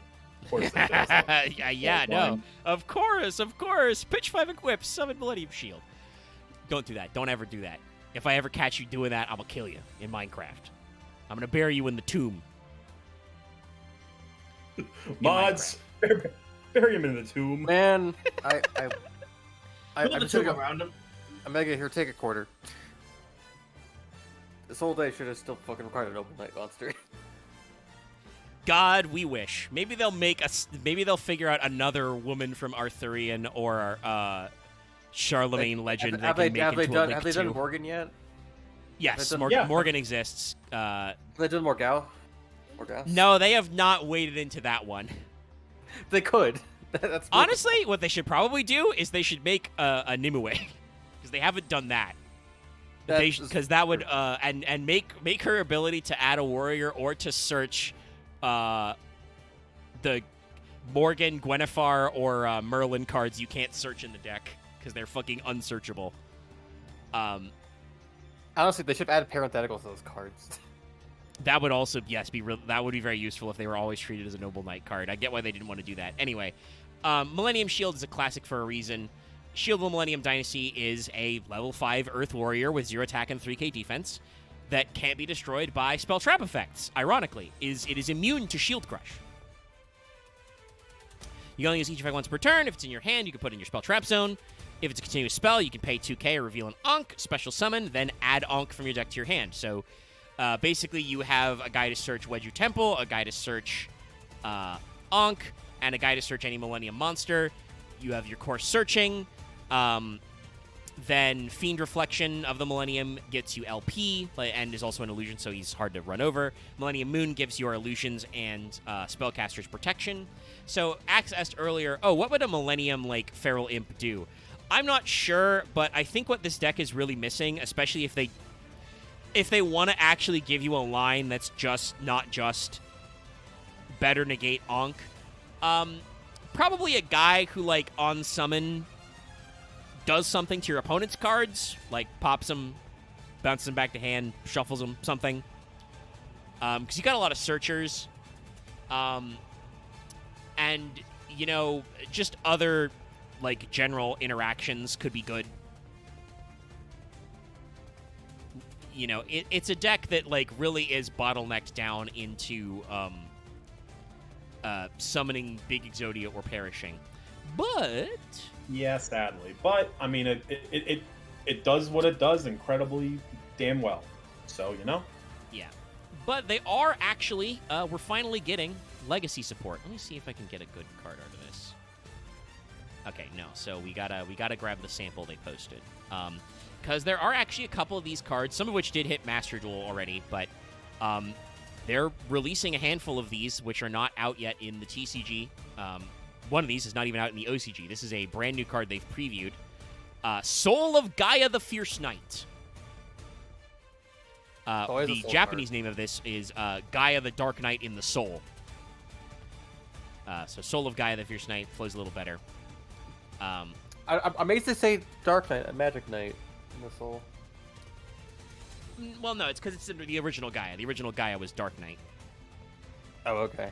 Yeah. Ankokishi Gaia. So this guy is doing the original pose that the Gaia card was doing in the manga. I do believe that because we saw it in that duel in episode 1, Gaia the Fierce Knight was in Grandpa's original deck. It's very weird seeing Gaia just I don't know how to phrase it right. Normal Gaia? Just thing. Back to him going back to doing his original look, Yeah. We did a whole argument about Gaia cards and got way out in the weeds with Curse of Dragon and Gaia the Dragon Champion, and now we've just made Gaia not vanilla, but he's just we've returned him to his true essence. We've returned to the soul of Gaia. With a go ahead. The green skin is not working for me with this modern art. No, but they had to redraw the classic.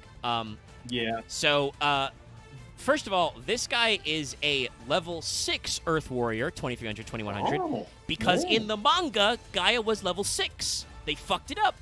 Gaia would actually be way better if he was level 6 normally. That makes more sense. Because I would have put him more on par with being a slightly shittier summon with skull, but Judgment and the like. Yeah, I mean, and he's got 2100 defense. That would be a pretty good level 6 back in the day. But they made him a 7. So, first of all, this guy's always treated as a Millennium card. First of all, if a level 5 or higher monster is on the field, you can normal summon this without tributing. So he's already tribute proof. If your opponent normals or specials a monster in attack position, increase its level by 7 while this card's on the field.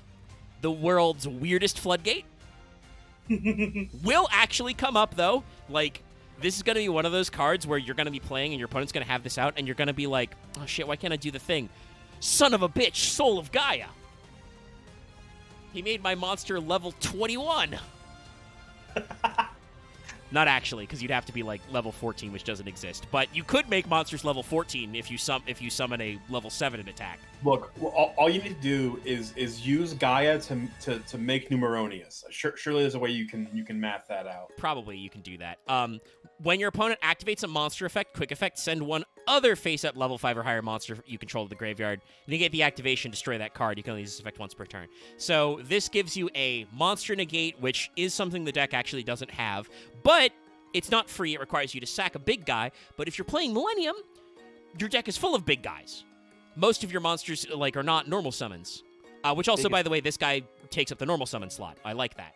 This is a good addition to the team. It's not enough, and I do kind of wonder because this is a promo card coming up. This is for the Valuable Book EX.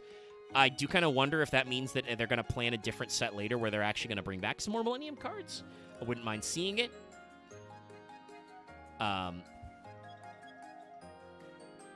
So this is a good one. If your opponent normal or special summons is not a once per turn, so yes, if you have multiple Gaias on the field somehow, each one of them would proc if you summon in attack mode. So maybe you can get to level 21. Again, very silly. So it's like I said, it's a decent tech guy. I appreciate what they're doing. They've got a reference. It's a classic monster. We could still, there's still some gas here. And then we got a couple of other weird cards that are probably coming out in Maze of the Master in the TCG. They were in the, whatchamacallit, the Animation Chronicle last year in the OCG. And are in Master Duel already. They were in the latest selection pack they did. So, first of all is a card that is pretty sick looking. This card is just called Break the Seal. Ooh. Sounds badass. Break the Shield. And it looks kind of badass, because when you see the card art, admittedly, don't know why there are, Japanese, Ofuda talismans on Exodia, but it sure looks like there's an Exodia in this rock and somebody's pulling away the seal. I guess I'll have to ask. It's like, if it wasn't a Ofuda talisman, what would be a good thing of just immediately to show someone taking a seal off? There are actually, they weren't with paper, but there are kind of some Egyptian-style stamps that were seals. You could have done something of the cartouche-type shape with some hieroglyphics. The Ofuda, though, I think for a game of Yu-Gi-Oh! That is very much deep in Japanese occultism. Yeah. Works out really well.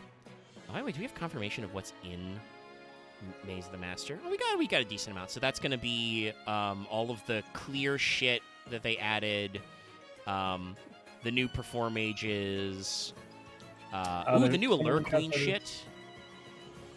All the stuff that they put in the Duelist Light Pack. So Maiden of Blue Tears, all the new Trick Stars, all the new XYZ stuff. Silent Magician level 8 is going to get a new artwork.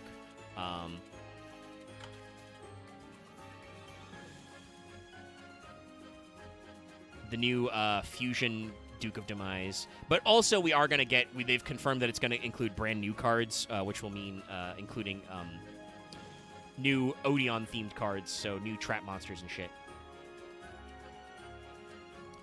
But Break the Seal is a continuous trap card that has two effects. One, place one Break the Seal from your deck or graveyard face up on your field.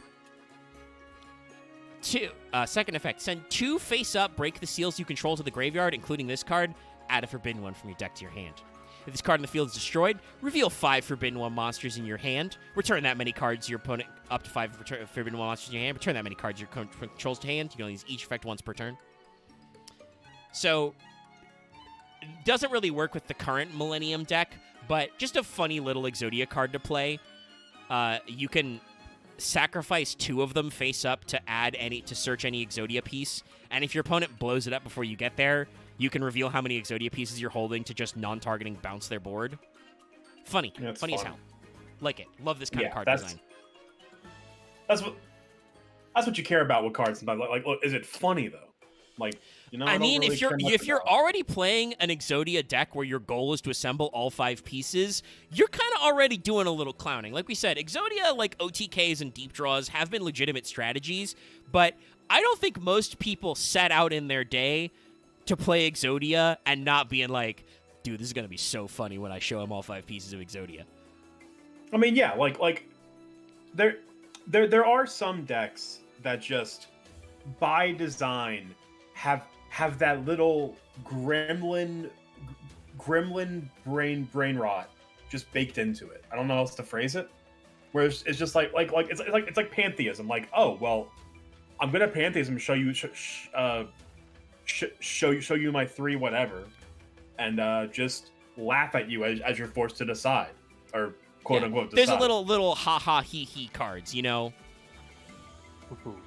Some decks are like good and also have the haha. Sometimes you're playing, shit like Ojama, where it's just like, hey, Ojama country. Like, Hate those zones? No, can use them. Shit like I mean, funnily enough, we referenced dual tainting earlier. MBT has kind of cornered that market. Yeah, I said it, Farfa. You did a You Laugh You Lose series, I know. It's probably dual tainting is more than that. It's also actually about being somewhat impressive, actually. Well, no, I think Joseph set up dual tainting a little better because it's very explicitly, there's 2 ways you can win. Either you make me laugh, which I think has gotten harder as more people have exposed. Yeah, you can't just do like Who or You Turbo. I think he said in a recent episode, he was like, remember when this series started and just showing me the monster named Little D was enough to win? Like, well, now he's become psychologically hardened. He's become a comedian where he can't laugh at like 80% of jokes. But no, like, part of the conceit of that is just like, obviously that works because there are some deck setups that are very funny. But we have one more card that's in this theme. This is also an Animation Chronicle. This is Grief Tablet, or Grief Wedge, because wedge is a ancient Egyptian word for like a lithograph, a stone tablet. This is always treated as a wedge card. It is a equipped spell that says the equipped monster cannot attack or be tributed. Also, its effects are negated. Once per turn, if you control the equipped monster, you can add a wedge card from your deck to your hand, except Grief Tablet. Currently, that's just Temple. If this card's sent to the graveyard because an equipped monster is destroyed, inflict 500 damage to your opponent. You can only activate 1 Grief Tablet per turn. This was actually in the anime. This was in the memory arc. Dark Bakura used this and did equip it to Lord of D, hence the card art.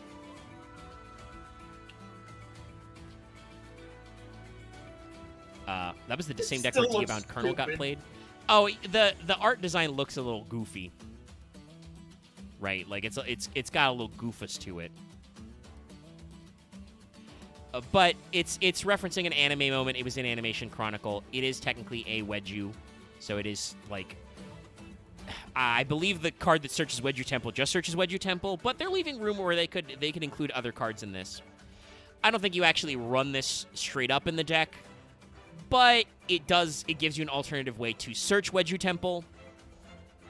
And it's also kind of like one of those old school negative equip spells, like Dark Shackles or shit like that, right? Makes the opponent's monster unable to be tributed, it can't attack, and it's negated. Or you can equip it to your own guys to, like, search a card. It's got a weird little burn effect, timing around. Again, not a good card, but a little haha hee hee. And like in general, I think that's mostly what the Animation Chronicle is for. Like, the Animation Chronicle is an OCG set they've been releasing every year since, I want to say, like 2021, maybe 22. Which is just, hey, here's a bunch of cards that either were in one of the anime series or are clearly inspired by anime moments. We just haven't gotten to printing yet. Here's like 60 of them. Go nuts. Have fun. Which, like, is good, because we've literally mentioned on this show, I think, like, half a dozen cards that are currently only in the anime. I mean, yeah. Like, it's just such a build-up. I'd love if they did a Wedju archetype as like another, like a third axis, a different thing for Millennium or Illusions to be doing that's not necessarily Chimera or Exodia. Like, there's room here. The boss monster will be a retrained Zork. Yeah, that could actually be cool, because that's another thing, like, that's another guy, I think, who if we're doing, like, bat chest stuff, we're doing, you know, Yugi Boomer shit. Okay, Blue Eyes is back. You've got Gold Sark if you want to rep Yugi. Red Eyes, nowhere to be found. Joey left to go get some milk, and he hasn't returned. Wait. I'm like, I don't think it's you get milk. Joey, I think it's work. Joey left to go find more money to pay for his sister operation, and he hasn't come back. Actually, no. Actually, it's more. Joey went to go find money for that lawsuit he never won. Jesus. All that stuff. You know. I think there was probably. But like we've got Grandpa back in there. Blue Eyes is back in a big way. We're remembering Trap Monsters and Odeon. Ra's gotten a shitload of support as a deck over the years. Obviously, like, Ishizu's cards came back in a huge way. All their retrains were super meta relevant. You know, again, we've talked about. Yeah. You want to talk about pushed? That shit was pushed.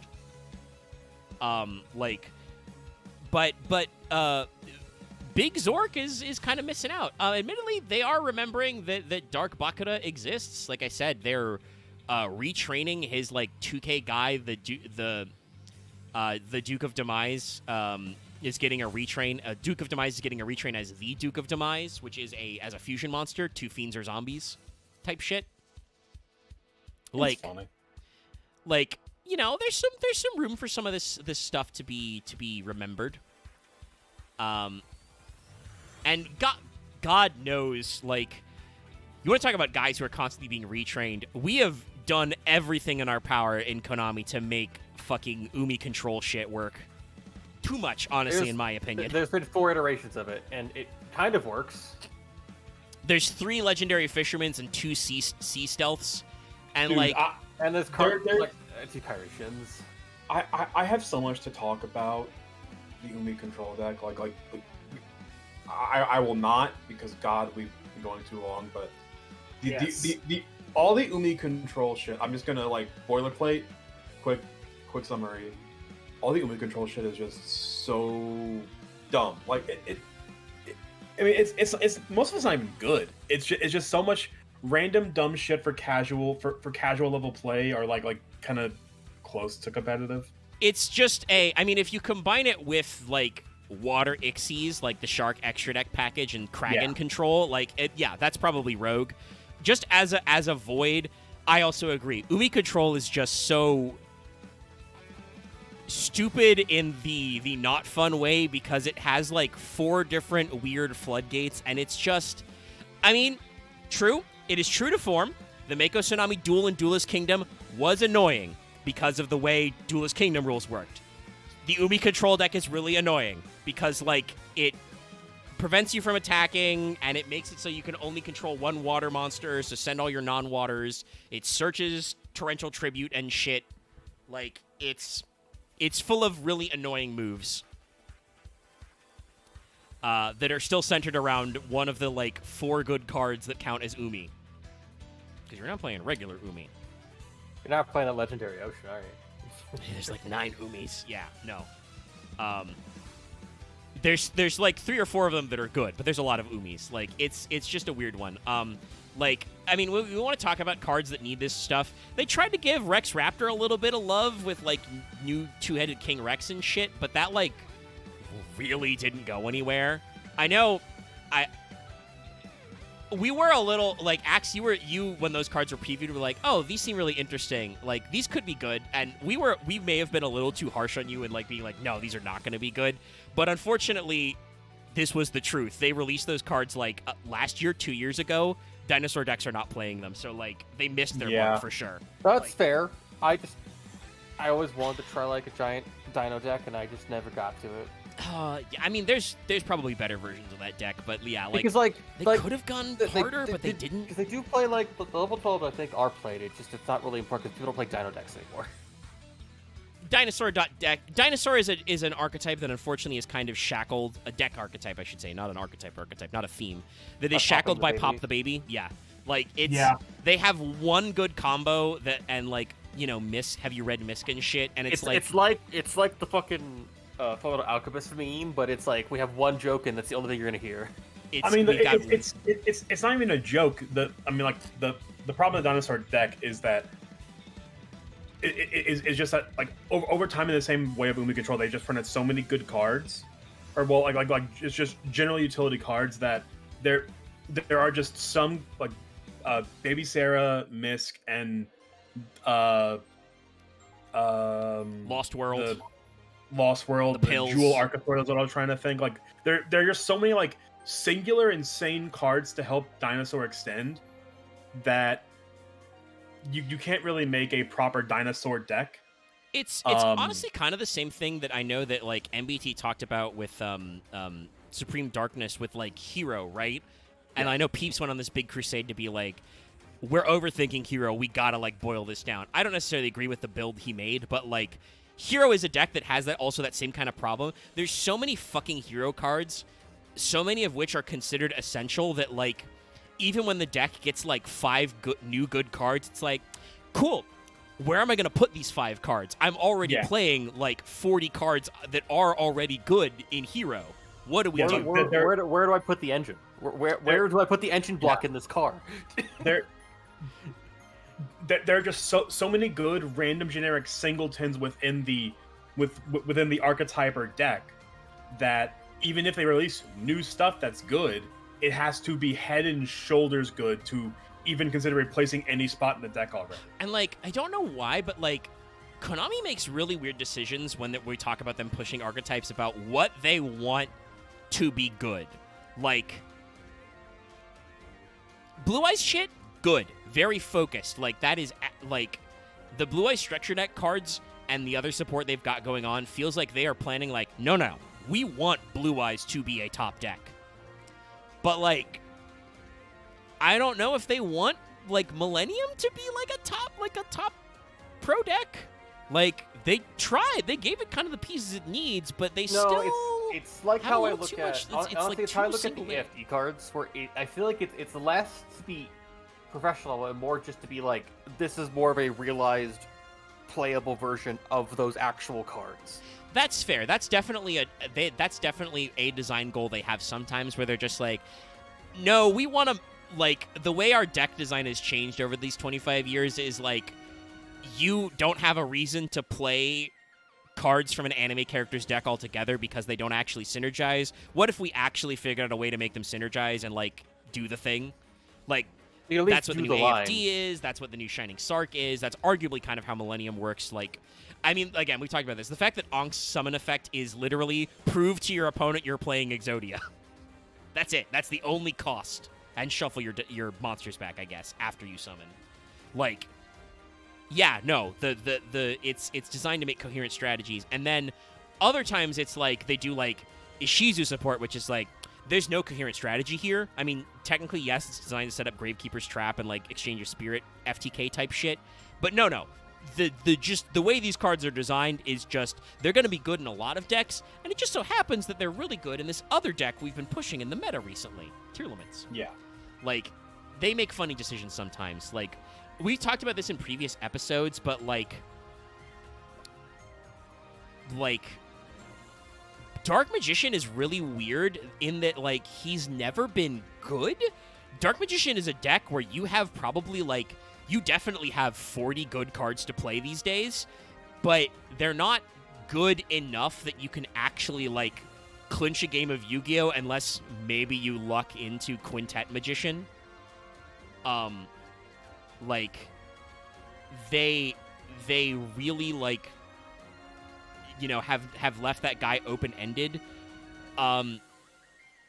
Whereas, like, Blue Eyes has always been meta. Red Eyes is in this weird state where, like, sometimes Red Eyes cards are good. Individual Red Eyes cards can be very strong. Red Eyes Fusion, Darkness Metal, etc. Slash Dragon was really good in Duel Links. You know, shit like that.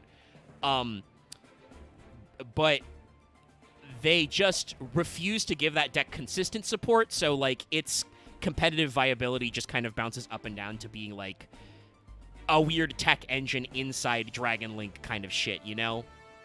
Yeah. So, like, there's definitely room for them to improve on some of these nostalgia decks. And, you know, they don't have to do this all the time. Like, with Cyber Slash and stuff, they made Harpy a decent deck. They made it a solid package. It's not good right now, but that's okay. They tried to lock it in. And also, honestly, unless they ban Featherstorm, I really don't want Harpy to actually be meta. Featherstorm fucking sucks. Activate a normal trap from hand if you control a Harpy. Your opponent can't activate monster effects this turn. Ugh. Yeah, it's not great. Or, I mean, well, it's good. I mean, it's really good. It's Christ, very how strong. horrifying. Memento's another great example, talking about Trihorn Dragon got to be kind of like a cool deck. Yeah.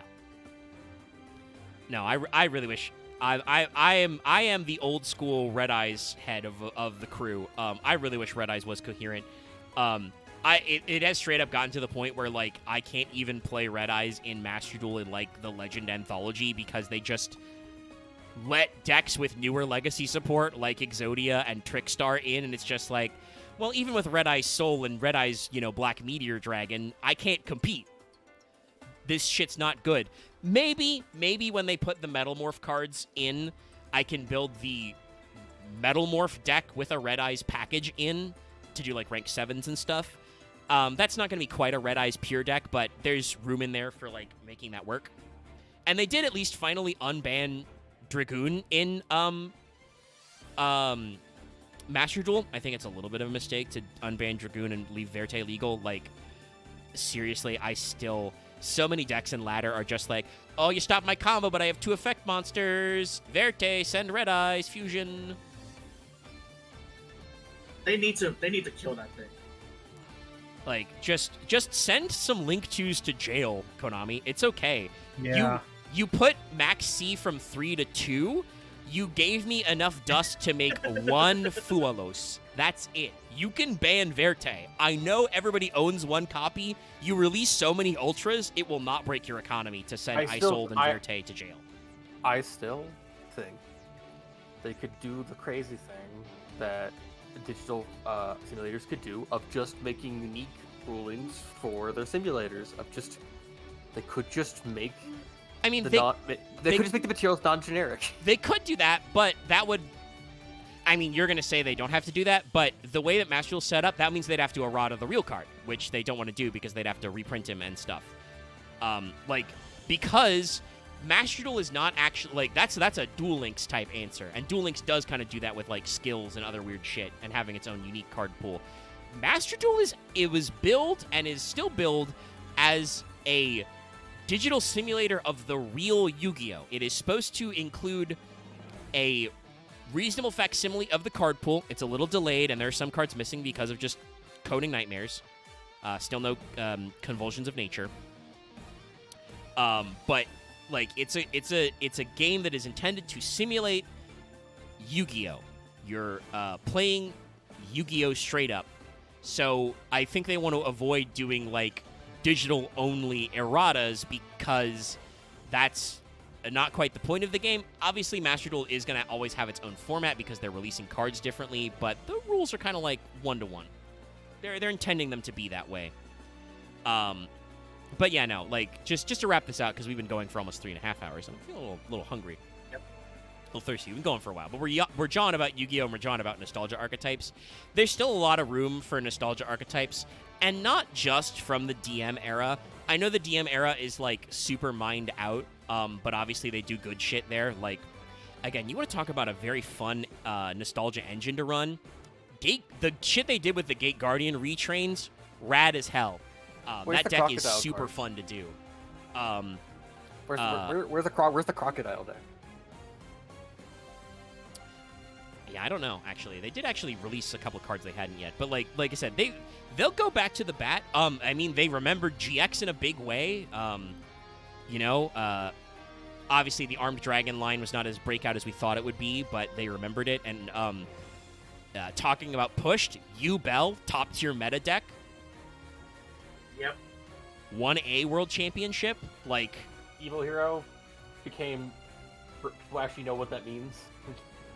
Yeah, no, like they're trying with some of these, not trying with others. So we got some stuff that they're gonna get in there. If they're gonna go back to the places, I mean, like I guess maybe like I know because they're remastering GX, kind of. They're gonna like do an HD pass, yeah. Maybe they can. I don't know. Maybe actually make the yokai deck. Well, that was more in the manga. I don't know. That's one of those things that Mhm. they probably don't need to bother because some of them are kind of integrated in there. Oh yeah. Also, the Flame Swordsman is like as like baby Tenpai also actually cooks. Like if you don't like if you used play Tenpai like on MD or in paper and you can't now because of the ban list, seriously switch to Flame Swordsman. Don't necessarily listen to Peeps and his obsession with turning everything into a control deck, but like do actually have go first plans. So like playing like a Labyrinth engine or some number of control spells to like lock down your opponent to go for the OTK is not terrible. It's like real fun. But I like Yeah, look, Peeps. I like Peeps' inner destroying black salvo sauce. Peeps likes playing control decks, and that's just his style of play. His unique move is if to you don't just wanna turn do anything that, into no- a control deck, yeah. set the Zark trap, don't have blow to up do the it. board. And if you like that, go for it. I've actually Yeah. built like most of the way on his Flame Swordsman brew, and I'm like, I don't like these ratios because sometimes I open a grip of oops all Labyrinth cards, and it's like I'm playing the deck to play Flame Swordsman, so like the ratios are a little weird. Yeah, Breakers, OTK, Blind Second. The Magenta Pill, though, thing is very funny. Like, I do like trap decks, so, like, I'm not against him combining it with Labyrinth. It's just, I also have full power Labyrinth at home. I could just play Labyrinth, you know? Fair. But there's a lot of room in these decks. And honestly, both of those were those, like, maze of sets. So, if the same game designers do the same level of cook, I think it's gonna be in March. They should release that set. We may see that same level of detail on those Odeon cards on like Templar Valley of the Kings and the Trap Monster type shit. That could be good. Make like a circuit retrain or Selket, depending on how you want to transliterate it.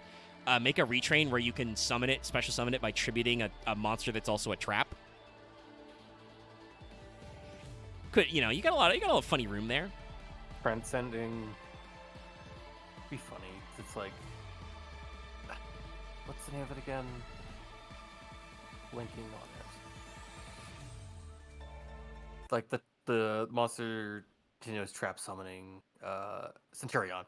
You could always mix up Centurion just to have like cards that kind of continuous traps for other costs and shit like that. Yeah, Centurion's a fun one in the back row, and like that's another thing they've really been getting adventurous with over the past couple of years. Like, obviously, like Crystal Beasts have always done that, but like we just literally talked about the Millennium cards go to your spell trap zone and then summon themselves. Centurion makes their monsters continuous traps, then summons them, kind of a shit. There's some really fun stuff. But we've been jawing your ear off for a while. We'll have a new poll for the new month for Patreon. This was a Patreon suggestion. We may decide to do a cube next.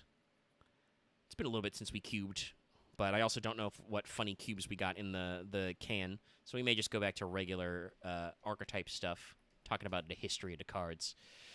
Let's see, structure decks was kind of our theme. Because, hey, guess what? We did deck build packs, so we've already done Sky Striker. Even though they added that as a new solo mode.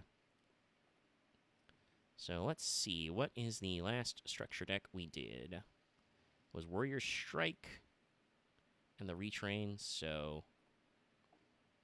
Oh, God. Have we actually... No, this is perfect. We've never done a Mermail Atlantean episode, I think. Or if we did, it was just Mermails. Really? I guess because I think Mermails were a solo mode, so we probably did the Mermail half. But I guess if we're gonna do the Abyss lineup, we should probably grab Robin.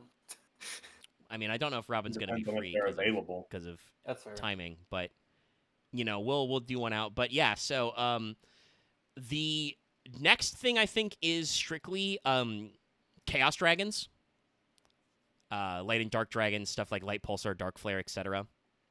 I besides Living Here, I really don't know much of them besides I think Eclipse. Yeah, so yeah, I'm curious actually. So that would be our next one, which is kind of like the prototype to like Dragon Link and stuff. But the one after that is Roar of the Sea Emperor, which was the Atlantean deck.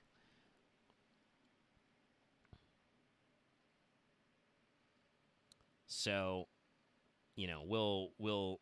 Okay, no, Mark's right. We actually did it. Okay, so we Yeah, did that do. I thought I'm that'd like be insane I don't if think we we've hadn't. done the because it was a solo mode. I'm pretty sure that means we did do Mermail at some We, point. we did but- that before Master Duel was a thing. Okay, I so we did do the think. full. We did do the full Atlanteans as well. Okay. Well, we should probably do our own version of Support Report and catch up with some of the new cards we haven't talked about at some point. But we could can probably do that for a lot of our. we can figure that out later. If we do that, we could probably do that, and also I guess the new Sky Striker cards. There weren't any. I think there are a couple we didn't get to, just a couple. Marth, while you're double checking for me, have we done Fire King? Because I don't think we've done Fire King. I done swear Fire we've done it. Fist. I swear we did Fire King. Because I feel like I haven't actually talked about what We didn't do the newer ones. but we Barong did looks the like. I remember talking about it. It might have been quick about it, but I remember talking about Fire I mean, we King. played it in Prague, in our Prague series, so like it's hard to remember. Because that's the one, again, because, hey, time is a flat circle. The Fire King, Onslaught of the Fire Kings was the deck right after Roar of the Sea Emperor. So it's going to be Chaos Dragons. Yeah, we did do Nephthys, because that was a deck build pack, and also a It's solo mode. episode 106. Episode 106. Man, we've done this. Okay. We've done a lot of episodes of this. Yeah, we have done a lot. So I'm like, did we do Fire King? So maybe we'll do like a talk about their old school, their support. But hey, that actually means without the need for a special episode. So next time we join for regular Fail Portrayal, it will be, like I said, Chaos Dragon. And that means if we're skipping both Sea Emperor and Fire Kings, because we did them already, hey, do you know what structure deck was after those? No. Saga of the Blue Eyes White Dragon. So we haven't talked doing about Blue Blue Eyes Eyes again. yet. So get ready for Wait, probably yeah. sometime in the month of March, the Blue Eyes episode. I thought we did Blue Eyes already. I do not believe we have actually done Blue Eyes. Because I've been saving that for a Patreon poll zinger or something. Right, no, that was meant for like no, because you did use the Secret to Save Dark Magician and like 'Cause Chronicle we and did- shit for like we- actually being like the 4K thing. We did. Well, I think it was gonna be. Whose number's 10K? I don't know. I don't remember exactly. The working on those promotions hasn't really gone out, but I think it's been enough time that we can. It's perfect timing to do Blue Eyes sometime in the next month. We will do the order with Chaos Dragons first, but we did Dark Magician kind of off the cuff as a memorial tribute to Kazuki. That was like the week after the report of his death. Yeah. Red Eyes, I think I just did as like an end of the year promo around my birthday. I was like, fuck it, we're doing Red Eyes. So we have not pulled the trigger on Blue Eyes yet. So I need to correct my joke about Joey going out like nevertheless, it was more of like Joey's been trying to find the map for how his archetype actually works. that is actually good. I like that. So yeah, so probably in the next month we'll do Blue Eyes. We'll still get our cubes in. So and I need to go. Sorry, go ahead, Luff, real quick. does that mean if that fucking picture of both the Paradox brothers, it's like only one tells the truth, one tells the lie from the anime, and Joey's deciding which one to trust? Maybe. The Joey's, last like, thing I was stuck gonna in say was it won't be next month, but the thing I need to remember is I downloaded a couple of the TTS modules for it. I need to find which one works best. But what day of the week is April 1st on? Oh, it's a Tuesday. It's on the Fail Portrayal Day.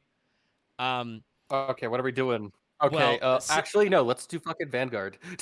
Well, we could do that, but I don't know anything about Vanguard. The thing we floated earlier this month was the play the V card game because there's a TTS module for that. That one sucks. Can we do V Real? The one actually looks like an extra card Maybe if they game? got a TTS module by April 1st. I warn you ahead of time because it's a big archetype. The Red Eyes one is long. But I speak, as you know, I am a Red Eyes stan, so like I speak very lovingly about this archetype that unfortunately is bad. Like I try to talk my best, but there's also a lot of just like realism in there of just like, man, no Red Eyes field spell. Omega speaks for the Primites and the Chemicritters, for they are also honorary Red Eyes. Yeah. I mean, you're not wrong. I've played Catalyst Field as an engine. I probably would when playing, depending on when those cards come to Master Duel, I would probably play a Primite package in Metal Morph to summon regular Red Eyes. So like, there's Right, a you're lot also of gonna stuff. play the Metamorph cards because it's Honorary Red Eyes. I mean, you know, the new the Red Eyes Metal Dragon retrain's rad. So we'll see about April Fools. It's going to be on a failed portrayal day, so we'll do something. I don't think we'll be able to pull Dallas out of his, whatever the hell he's doing to do another MTG episode. So, though, also speaking of a joke we made like last week, I think Hololive did announce they are doing an official English version of their TCG. Yeah, They are bringing it to English languages, so that's something that I don't know about. something we've been wondering about. So that's cool. You know, can I make a deck focused on just make the Chaos deck run nothing but Hakos Bales and Gigi Murin?